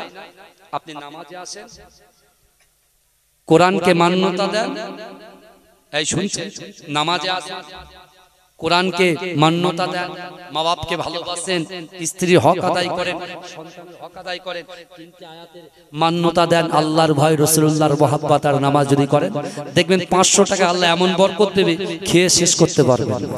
কথা ঠিক না ভুল? কথা বলে না। আগে লাইনে আসতে হবে, তো বেলাইনে গেলে তো মুশকিল, মার খেতে হবে, বেলাইনে গেলে মার খেতে হবে, ঘাড় ধাক্কা দিয়ে বার করে দেবে। আর যদি ঠিক লাইনে থাকেন, কেউ আপনাকে কিছু বলবে, ক্ষতি করবে, কথা বলেন না, করবে না। বুঝতে পেরেছেন আমার সোনার ভাইরা? তালহা এক ছুটে কোথায় চলে গেলেন? মসজিদে নববী শরীফে। জোরে বলুন, জোরে বলবেন না? রাসূল কোরআন পড়ছে, শুনছে কারা? সাহাবারা। আমার দয়ার নবী মুস্তাফা জানে রহমত কোরআন তেলাওয়াত করছেন ইমামতির জায়গায় দাঁড়িয়ে, আর পিছনে সাহাবারা নামাজ আদায় করছে, আর এই তালহা তাকবীরে তাহরিমা বেদে এই নিঃশ্বাসটা, এই যে 3.5 কিলোমিটার ছুটেছে, এই নিঃশ্বাসটা রাসূলুল্লাহর কানে যাচ্ছে। কি বুঝলেন বাবাজি? মোবাইলে ভাই আছে মুম্বাই, ভাই কোথায় আছে? মুম্বাই। এখন ভিডিও কল যদি করি ভাইকে আমি ওখানে দেখতে পাবো, কথা বলেন না, ভাইকে আমরা দেখতে পাবো। তাহলে মোবাইলে যদি এই ক্ষমতা থাকে, তা আমার আল্লাহ যদি আমার রসুলকে দেখান, কারোর কিছু বলার আছে নাকি? আমার রসুল দেখতে পান কি পাবেন না, কথা বলেন।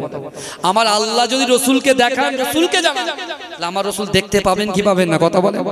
রসুল সবকিছু উপলব্ধি করে নিয়েছেন, জোরে বলুন না সুবহানাল্লাহ। এই জোরে বলেন না, না দেখবে আমার ভালো করে বুঝেন। এখন বিশ্বনবী রাসূলুল্লাহ নামাজ কমপ্লিট, তালাকে ডেকেছেন কাছে, তালাকে ডেকেছেন। আমাদের তো নিয়ত আছে, নিয়ত আছে না নাই, কথা বলেন। আমি প্রথমে বলেছি কিন্তু নিয়ত করে আসেন, একদম উঠেই বলেছি নিয়ত করে আসেন। কেন বলেছি? রাসূলুল্লাহ হাদিসটা শুনেন।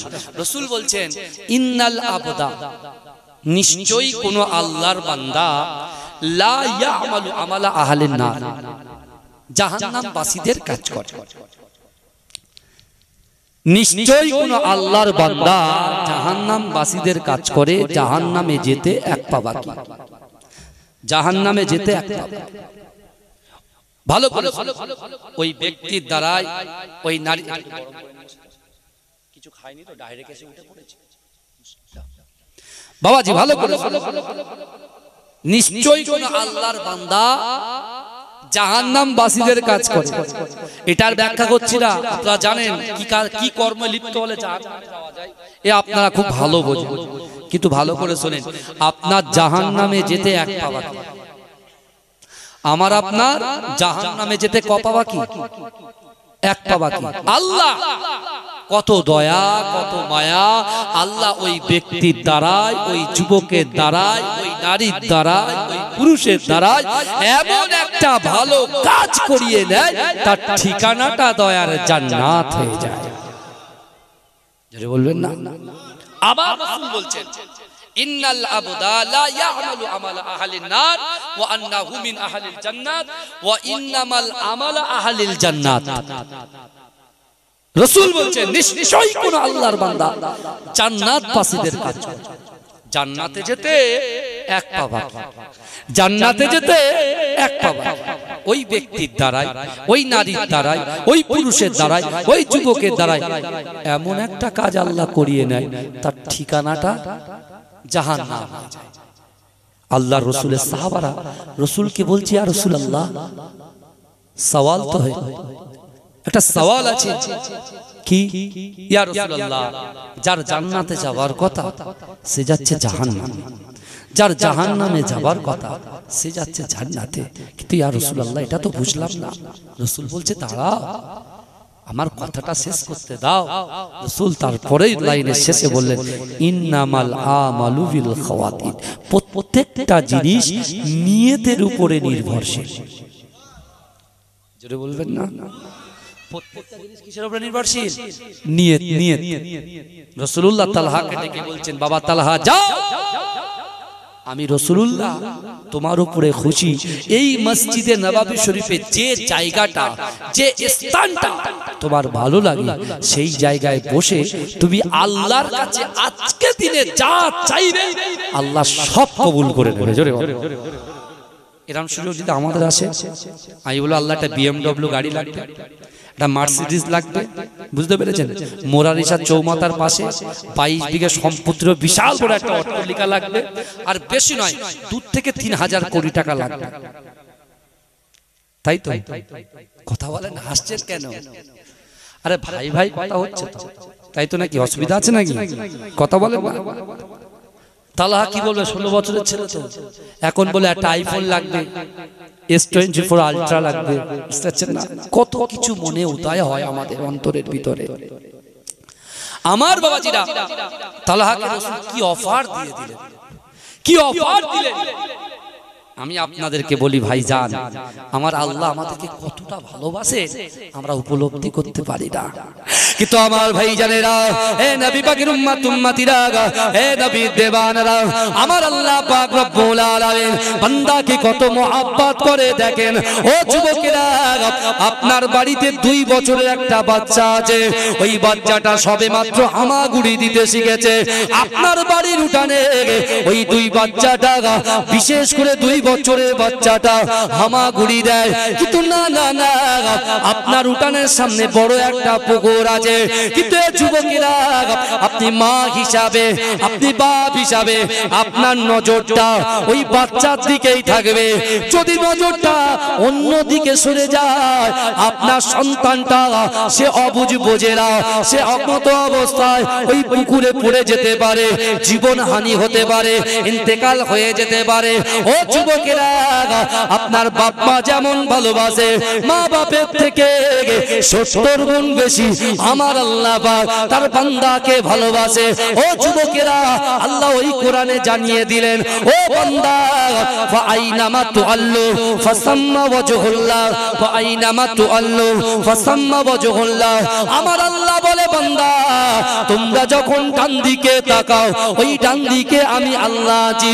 তোমরা যখন বাম দিকে তাকাও, ওই বাম দিকে আমি আল্লাহ আছি। আল্লাহ বলে, বান্দা, তোমরা যখন সামনে তাকাও, ওই সামনেও আমি আল্লাহ আছি। ও বান্দা, তোমরা যখন পিছনে তাকাও, পিছনেও আমি আল্লাহ আছি। জোরে বলে। আমাদের ডান দিক বাঁ দিক সামনে পিছনে সবকিছুতে কে আছে? কথা বলেন, কে আছে? আল্লাহ। তাহলে আমাদের আর কারোর প্রতি ভয় আছে, ডর আছে না। এবার এগিয়ে যাওয়ার পালা। পিছনে হটানো, এগিয়ে যেতে হবে। পিছনে আসলে, পিছনে তাকালেই সব শেষ, এগিয়ে যেতে হবে। আপনার সুদ খাওয়া হয়ে গেছে, জিনা করা হয়ে গেছে, গালাত গালাত পিকচার ভিডিও দেখা হয়ে গেছে, বাজে কর্ম করা হয়ে গেছে, গুনার বোঝা মাথায় নিয়ে বসে আছেন ঘরের ভিতরে। আমি আপনার বলছি, আপনার পীরের আওলাদ বলছি, এই আমার কথা নাই, কোরআনের কথা। আপনি চলে আসে এই বাপ মায়ের রুহের মাগফিরাতের জলসায় বসে, যদি আপনি আল্লাহর কোরআন বলছি, ইয়া আইয়ুহাল্লাযিনা আমানু তুবু ইলাল্লাহি তাওবাতান নাসুহা।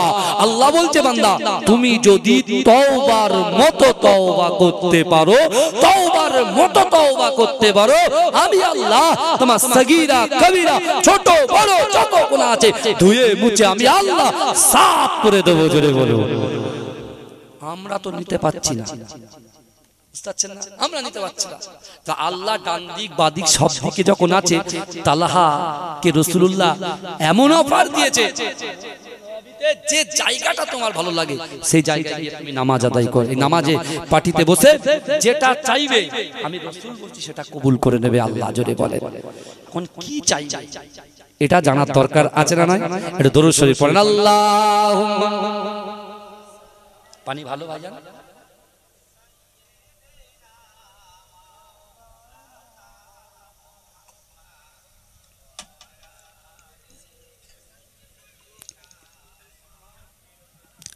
আমার বাবাজিরা, এই কারা কারা রাসূলুল্লাহকে ভালোবাসেন একটু হাত তোলেন তো। বলে সবাই ভালোবাসে, নারে তাকবীর। না, সত্যি সবাই ভালোবাসে।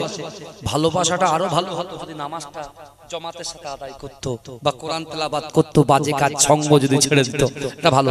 বাবাজি শোনেন, আমি যদি এইভাবে হাত তুলি, আপনার জোরে সুবহানাল্লাহ বলতে পারবেন তো? বলেন ইনশাআল্লাহ। হ্যাঁ না কি বলবে? ইনশাআল্লাহ বলবে। হ্যাঁ, আমি যখন এইভাবে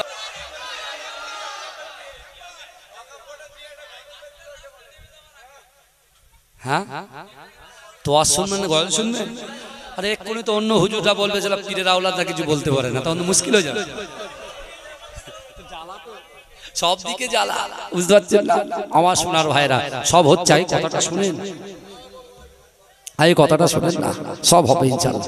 হ্যাঁ, গজল আমি বলতে পারি, আমার 50টা ভাইকে 1000 করে টাকা দিতে হবে এই জলসার জন্য। পারবেন? ব্যাস, এবারে মজা দেখেন, খেলা দেখেন। হ্যাঁ, 26-এ খেলার আগে আজকে খেলাটা দেখেন ভাই। আল্লাহর কোরআন বলছে, ওয়া আম্মাস সাইলা ফালা তানহা। যদি কোনো মানুষ কোনো মানুষের কাছে হাত পাতে, ওই হাতকে ফেরত দিও না। ভাঙা বেলায় আমার ভাই এই জলসার জন্য একটু কালেকশন করেছে, আমিও কিন্তু করব। বুঝতে পেরেছেন? 1000 করে টাকা লাগবে। হ্যাঁ, আপনার বাপ, আপনার মা, আপনার দাদা, আপনার দাদি, তাদের রুহের মাগফিরাতের উদ্দেশ্যে আমার পরেই এই পাড়ার একজন জামাইবাবু, একজন আলেম আছেন, ইনশাআল্লাহ তিনি দোয়া করবেন, বুঝতে পেরেছেন? আর আমি নিজের গন্তব্যস্থলে চলে যাব। কিন্তু আমার ভাইজানেরা, আমি আপনাদেরকে বলছি, অবশ্যই আমি গজল কেন একটা কেন তিনটা শোনাবো, কিন্তু আমার মোহাব্বত ভালোবাসার মানুষ যারা বসে আছেন, শুধু আগামী বছরে জলসা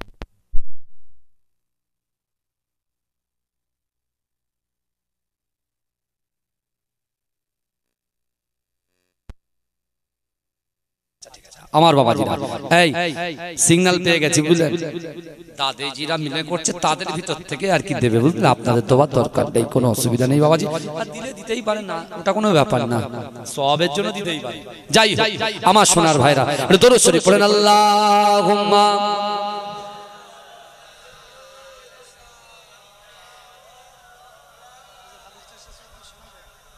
কোনটা না, ওটা শোনাবো না, ওটা বাদিয়ে রাখবো। অকাবিল মানব না, দখল করতে দেব না, অকাবিল মানব না, দখল করতে দেব না, মানি না, মানব না, অকাবিল মানব না। আমি যখন এই টানগুলো দেবো আপনারা বলেন ইনশাআল্লাহ বলবেন, কি বলবেন? জোরে সুবহানাল্লাহ বলবেন না, ইনশাআল্লাহ বলবেন, মনে থাকবে তো নাকি?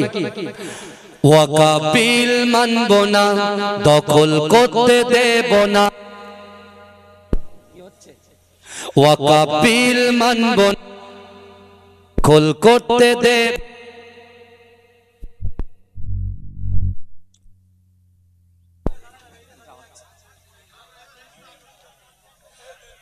আগে কারেন্ট আসছে মনে হয়, দরুদ শরীফ পড়েন, আল্লাহুম্মা সাল্লি আলা।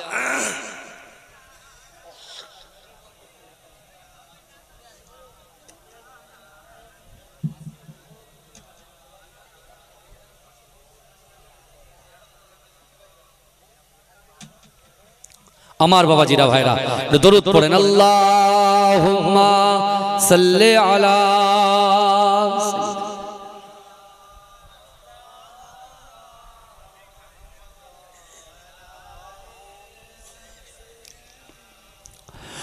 ওয়াকাবিল মানব না, দখল করতে দেব না, মানি না, মানব না, ওয়াকাবিল মানব না, অকাবিল মানব না, দখল করতে দেব না, মানি না, মানব না, অকাবিল মানব না। মোদি তুমি যতই বলো অকাবিল মানব না, গোরস্থানের জায়গা মোরা দখল করতে দেব না। মোদি তুমি যতই বলো অকাবিল মানব না, গোরস্থানের জায়গা মোরা দখল করতে দেব না। মোদি তুমি যতই বিল পাশ করে দাও না, মানি না, মানব না, ওয়াকাবিল মানব না।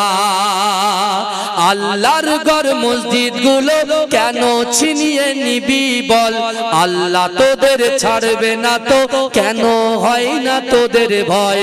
আল্লাহর ঘর মসজিদ গুলো কেন ছিনিয়ে নিবি বল, আল্লাহ তোদের ছাড়বে না তো, কেন হয় না তোদের ভয়? গোরস্থানের জায়গা মোরা দখল করতে দেব না, মানি না, মানব না, ওয়াকাবিল মানব না, ওয়াকাবিল মানব না, দখল করতে দেব না, ওয়াকাবিল মানব না, দখল করতে দেব না, মানি না, মানব না, ওয়াকাবিল মানব না। জেগে ওঠো মুসলমান, ঘুমিয়ে আর থেকো না, মোদের দেহে থাকতে প্রাণ ছিনিয়ে নিতে দেব না। জেগে ওঠো মুসলমান, ঘুমিয়ে আর থেকো না, মোদের দেহে থাকতে প্রাণ ছিনিয়ে নিতে দেব না। যুদ্ধ মোরা করতে রাজি, পিছু তবু হব না। মানি না, মানব না, ওয়াকাবিল মানব না। মানি না, মানব না, ওয়াকাবিল মানব না। ওয়াকাবিল মানব না, দখল করতে দেব না। মানি না, মানব না, ওয়াকাবিল মানব না। জালিম তুমি যতই বলো, ওয়াকাবিল মানব না। গোরস্থানের জায়গা মোরা দখল করতে দেব না। জালিম তুমি যতই বিল পাস করে দাও না। মানি না, মানব না, ওয়াকাবিল মানব না। আল্লাহুম্মা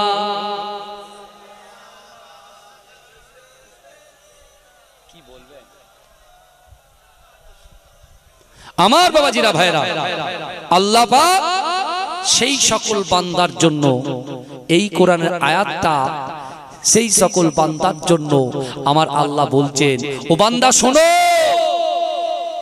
যারা নামাজের সঙ্গে যুক্ত নাও, রোজার সঙ্গে যুক্ত নাও, হজ যাকাতের সঙ্গে যুক্ত নাও, আমি আল্লাহ তোমাদেরকে জানিয়ে দিলাম, বিসমিল্লাহির রহমানির রহিম, ওয়াসারিউ ইলা মাগফিরাতিম মির রাব্বিকুম ওয়া জান্নাতিন আরদুহাস সামাওয়াতু ওয়াল আরদ ইদ্দাত লিল মুত্তাকিন। তাকবীর দান, নারে তাকবীর। মাস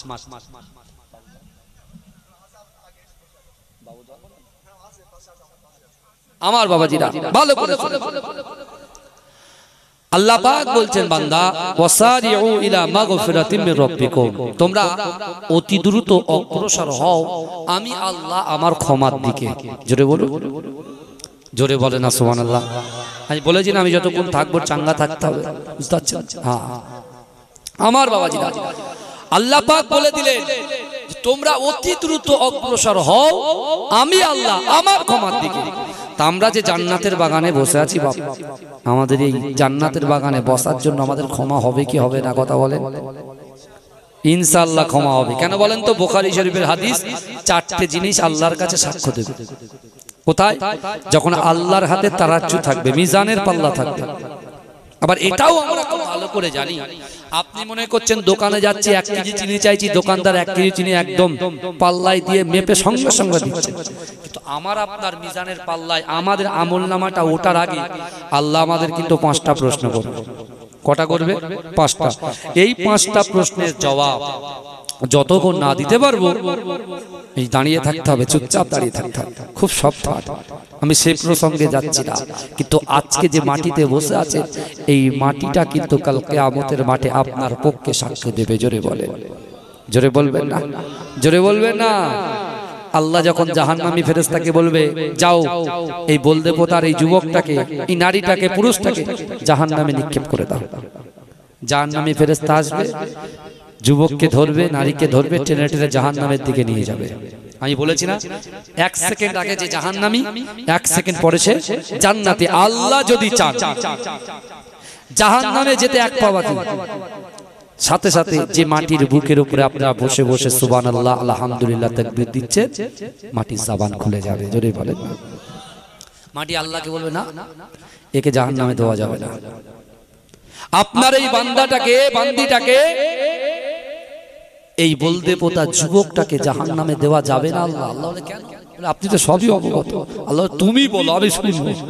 বলে, আল্লাহ এরকম জান্নাতের বাগানে এসে পাহাড় পাহাড় পাহাড় পাহাড় গুনার বোঝা নিয়ে এসে অশ্রু ভরা পানি নিয়ে আল্লাহ আপনার কোরআনের আয়াতকে মান্যতা দিয়ে তারা তওবা করেছে। আল্লাহ, আমি মাটি আমার বুকের উপরে তওবা করেছে, আমি সাক্ষী। আল্লাহকে জাহান্নামে দেবে না। আল্লাহ কি করবে? ওই বান্দা ওই মাটির কথা শুনে আল্লাহ জান্নাতি ফেরেশতাকে ডেকে বলবে, জান্নাতি ফেরেশতা যাও, আমার ওই বান্দা বান্দিগুলো জাহান্নামী ফেরেশতার হাত থেকে আমি আল্লাহ পাকে দয়ার জান্নাতে প্রবেশ করিয়ে দাও। জোরে বলবেন না সুবহানাল্লাহ।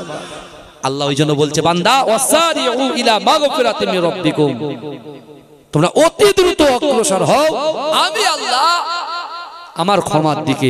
আল্লাহ বলছে, বান্দা তোমরা কি জানো আমি আল্লাহ তোমাদের জন্য জান্নাতটা কত বড় করেছি, কত বড় রেখেছি। আল্লাহর কোরআন বলছে আসমান জমিনের মিডিলে যত ফাঁকা জায়গা আছে, এই ফাঁকা জায়গা স্বরূপ একটা জান্নাত। জোরে বলেন, জোরে বলবে না?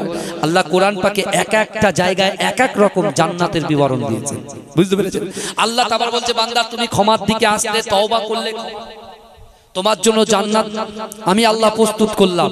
তো বান্দা জান্নাতে কারা যাবে একটু শুনবে না? জান্নাতে কারা প্রবেশ করবে একটু জানবে না?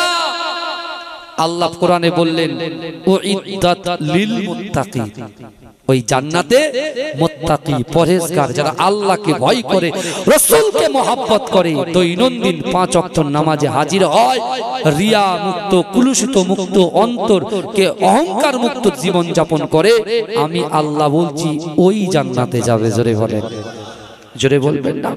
কিন্তু আমার ভাই জানেরা, হে নবী পাকের উম্মত উম্মতিরা, হে নবী দেওয়ানারা, বিশ্ব নবী রাসূলুল্লাহ সাল্লাল্লাহু আলাইহি ওয়াসাল্লাম মসজিদে নববী শরীফে বসে আছেন।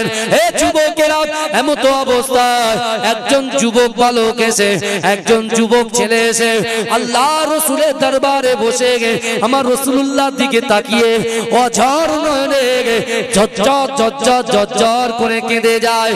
এ যুবকেরা, হে নবী পাকের উম্মত উম্মতিরা, বিশ্ব নবী রাসূলুল্লাহ সাল্লাল্লাহু আলাইহি ওয়াসাল্লাম ওই যুবককে বললেন, ও বাবা যুবক, তুমি এমন ভাবে ক্রন্দন কেন করো? ওই সময় যুবক বলল, ইয়া রাসূলুল্লাহ হাবিবাল্লাহ, আমার যখন অর্থ ছিল, আমার যখন সম্পদ ছিল, আমার যখন যৌবন ছিল, আমার যখন শরীরে শক্তি ছিল, আমার মা বাপ তারা হায়াতে ছিল, কিন্তু ইয়া রাসূলুল্লাহ হাবিবাল্লাহ সেই মা বাপকে খিদমত করতে পারি না, সে মা বাপের কথা শুনে চলতে পারে না। কিন্তু ইয়া রাসূলুল্লাহ হাবিবাল্লাহ, আমার মা বাপ ইন্তেকাল করেছে, তাদেরকে মাতবান করেছি, কবরস্থ করে দিয়েছি। ইয়া রাসূলুল্লাহ হাবিবাল্লাহ, আমি আপনার দরবারে ছুটে এসেছি। ইয়া রাসূলুল্লাহ, আমার যে বাড়ির ঘর আছে, আমার যে রুম আছে, আমি যখন আমার রুমে যাই, আমার মা বাপের রুমটা ক্রস করে যখন আমি আমার বেডে ঘুমাতে যাই, আমার মা বাপের ওই ঘরটার দিকে তাকিয়ে আমার মনটা বড় খারাপ হয়ে যায়, আমার মনটা বড় ছটফট করে। কারণ যে মাকে আমি সারা দিন ঘোরার পরে আমি যখন ঘরের ভিতরে প্রবেশ করব, আমার মায়ের দিকে তাকাতাম, আমার বাপের দিকে তাকাতাম, কিন্তু না না না, মা বাপ ইন্তেকাল করার পরে ওই ঘরের দিকে যখন তাকায়, আমার আব্বা মাকে আমি দেখতে পাই না। ইয়া রাসূলুল্লাহ হাবিবাল্লাহ, এখন যখন বেডেতে ঘুমাই, মনে মনে রাতের বেলা যখন ঘুমটা ভেঙে যায়, আমি মনে মনে চিন্তা করি, ওগো রব্বুল আলামিন আল্লাহ পাক, না না না, আমার মরা মা বাপের খিদমত আমি কেমন করে করতে পারি? ওগো রব্বুল আলামিন আল্লাহ পাক, আমি আমার মরা মা বাপকে খিদমত করতে চাই। ও যুবকেরা, হে নবী পাকের উম্মত উম্মতিরা, ওই যুবক ছেলেটা এসে আল্লাহর রাসূলের কদমের কাছে বসে অঝর নয়নে কাঁদে, কাঁদতে লেগেছে। ইয়া রাসূলুল্লাহ, যখন সুযোগ ছিল সুযোগটাকে কাজে লাগাতে পারি, এখন মা বাপ কবরে, তা সেই মা বাপকে খিদমত করতে পারবো? পারবো? মা বাপের কথা যখন বলছে, বিশ্বনবী রাসূলুল্লাহ নিজেই ছেলেটাকে খামোশ করে রুখে দিলেন, চুপ করিয়ে দিলেন, বল শোনো, তুমি থামো থামো, তুমি তোমার মা বাপের কথা বলছো, আর আমি রাসূলুল্লাহ আমার মা বাপের কথা মনে পড়ছে। জোরে বল, জোরে বলবেন না? তো রাসূলুল্লাহ দরবারে বসে আছেন, যুবক ছেলেটা অনেকক্ষণ ধরে কান্নাকাটা করে, উনি যখন দরবার শরীফ থেকে রাসূলুল্লাহ রওজা, রাসূলুল্লাহ মসজিদে নববী শরীফ থেকে যখন বেরিয়ে যাচ্ছেন, অনেকটা দূরে এগিয়ে গিয়েছেন, রাসূল পিছন থেকে ডাকলেন, ডেকে রাসূল কি বললেন জানেন? রাসূল বলে, যুবক, বিশ্বনবী মুস্তাফা জানে রহমতের দরবার থেকে আজ পর্যন্ত কেউ খালি হাতে ফিরে যায়নি। জোরে বলে, খালি হাতে ফিরে। আর তুমি আমার কাছে তোমার দর্দ ভরা মন নিয়ে তুমি এসেছো, বেদনাদায়ক মন নিয়ে তুমি এসেছো, তোমার মা বাপের জন্য তোমার এখন যে দর্দ তুমি যে ফিল করছো, তুমি যে অনুভব করছো, আমি রাসূলুল্লাহ বুঝি। শোনো, তুমি কি সত্যি তোমার মরা মা বাপকে খিদমত করতে চাও? বলি, ইয়া রাসূলুল্লাহ, আমি খিদমত করতে চাই। তা আল্লাহ রাসূল বলছে, তুমি সত্যি সত্যি মরা মা বাপকে খিদমত করতে চাও? বলছে, হ্যাঁ।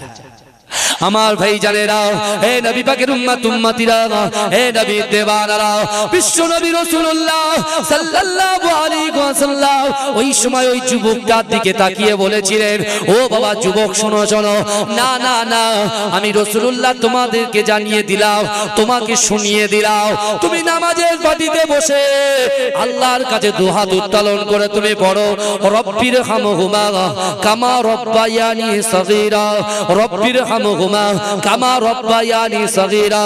ও যুবক শোনো শোনো, তুমি যদি নামাজের পাটিতে এই দোয়া পড়তে পারো, আমি রাসূলুল্লাহ জানিয়ে দিলাম, তোমার মরা মা বাপের খিদমত তুমি যেমন করতে চাইছো, তোমার পিতা মাতা জীবিত অবস্থায় সেই মায়ের কদমের পাশে বাপের কদমের পাশে যদি তুমি খিদমত করতে, ওই খিদমত করার সওয়াব পেয়ে যাবে।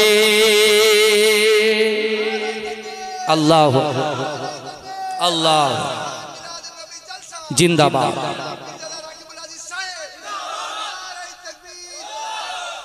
শিশির ভেজা রাতের শেষে ডাকে ভোরের পাখি, পূব আকাশে সূর্য ঘেঁষে করে ঝিকিমিকি, বুলবুলিরা মধুর সুরে দরুদ পড়ে, বুলবুলিরা মধুর সুরে দরুদ পড়ে।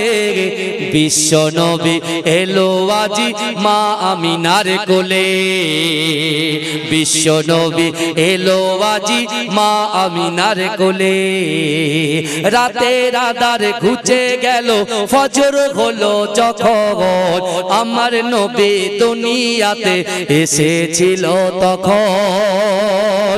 রাতের আঁধার ঘুচে গেল, ফজর হলো যখন, আমার নবী দুনিয়াতে এসেছিল তখন। বুলবুলিরা মধুর সুরে দরুদ পড়ে, বুলবুলিরা মধুর সুরে দরুদ পড়ে। বিশ্ব নবী এলো আজি মা আমিনার কোলে, বিশ্ব নবী এলো আজি মা আমিনার কোলে। ভোরের আলো উদয় হলো, এলো যে রাসূল, ফারিস্তারা হুরবালারা খুশিতে মশগুল। বুলবুলিরা মধুর সুরে দরুদ পড়ে, বুলবুলিরা মধুর সুরে দরুদ পড়ে। বিশ্ব নবী এলো আজি মা আমিনার কোলে, বিশ্ব নবী এলো আজি মা আমিনার কোলে। শিশির ভেজা রাতের শেষে ডাকে ভোরের পাখি, পূব আকাশে সূর্য ঘেঁষে করে ঝিকিমিকি, বুলবুলিরা মধুর সুরে দরুদ পড়ে। বিশ্ব নবী এলো আজি মা আমিনার কোলে। আল্লাহুম্মা সাল্লি আলা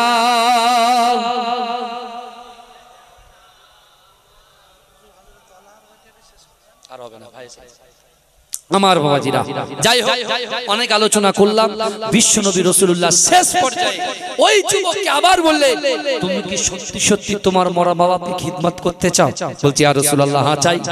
বলে তাহলে তুমি তোমার গচ্ছিত সম্পদ, তুমি তোমার গচ্ছিত সম্পদ থেকে তুমি যে হালাল ইনকাম করেছো, ওই ইনকাম থেকে কিছু টাকা আল্লাহর রাস্তায় তোমার মা বাপের জন্য দান করে দাও। যদি তুমি দিতে পারো, তোমার মরা বাপ মা কবরে শুয়ে আছে, জীবিত অবস্থায় তোমার মা বাপের কদমটা টিপলে যে সওয়াব আল্লাহ তোমাকে আতা করত, সেই সওয়াব আল্লাহ তোমাকে দেবে। জোরে বলে, জোরে বলবেন না? আর যদি মা না থাকে, যদি খালা আম্মা থাকে, খালা আম্মাকে গিয়ে একটু খিদমত করো, কিছু টাকা পয়সা একটু ওষুধপত্র একটু দিয়ে দাও, তোমার পিতা মাতার খিদমত করা হয়ে যাবে। জোরে বলে। তোমার বাপ যদি না থাকে, যদি চাচা থাকে, চাচাকে দাও। চাচা যদি না থাকে, তোমার বাপ যাদের সঙ্গে ওঠা বসা করতো, যারা বন্ধু, তাদেরকে একটু খিদমত করো, একটু খোঁজ নাও। তোমার মরা পিতা মাতার হক আল্লাহ পাক তাদের, তোমার মরা পিতা মাতার সওয়াব আল্লাহ দান করে দেবে। জোরে মনে হচ্ছে তো তাই? একভাবে সব নিয়ে নিলে তো মুশকিল হয়ে যাবে। ওমা তৌফিকি ইল্লা বিল্লাহ। আমার জামাই বাবু আছেন, ইনশাআল্লাহ দোয়া করে দেবে। গোলাপ নীলাম, গাঁদা নীলাম, নীলাম রজনী গন্ধা, মনের সুখে মালা গেঁথেছি সকাল থেকে সন্ধ্যা। একবার দেখা দাও যদি ও গো কমলিওয়ালা, হাসি মুখে পরাবো তোমার হাজার ফুলের মালা। বলো বলো ইয়া, বলেন ইয়া রাসূলুল্লাহ। আরে জোরে জোরে জোরে। সাদা ফুলকে প্রশ্ন করি রংটি কোথায় পেল, সাদা ফুলকে প্রশ্ন করি রংটি কোথায় পেলে, নবীজির দাঁত মোবারক সাদা ছিল বলে, তাই সাদা ফুলকে তুলে তুলে গেঁথে রাখলাম মালা, হাসি মুখে পরাবো তোমার হাজার ফুলের মালা। বলো ইয়া রাসূলুল্লাহ ইয়া হাবিবাল্লাহ। আসসালামু আলাইকুম। সকলে আমার সালাম দেন। ওয়ালাইকুম আসসালাম। আমার জন্য দোয়া করবেন, আমিও দোয়া করি। আমাদের বাপ মা যাদের ইন্তেকাল হয়ে গেছে তাদের কবরটাকে আল্লাহ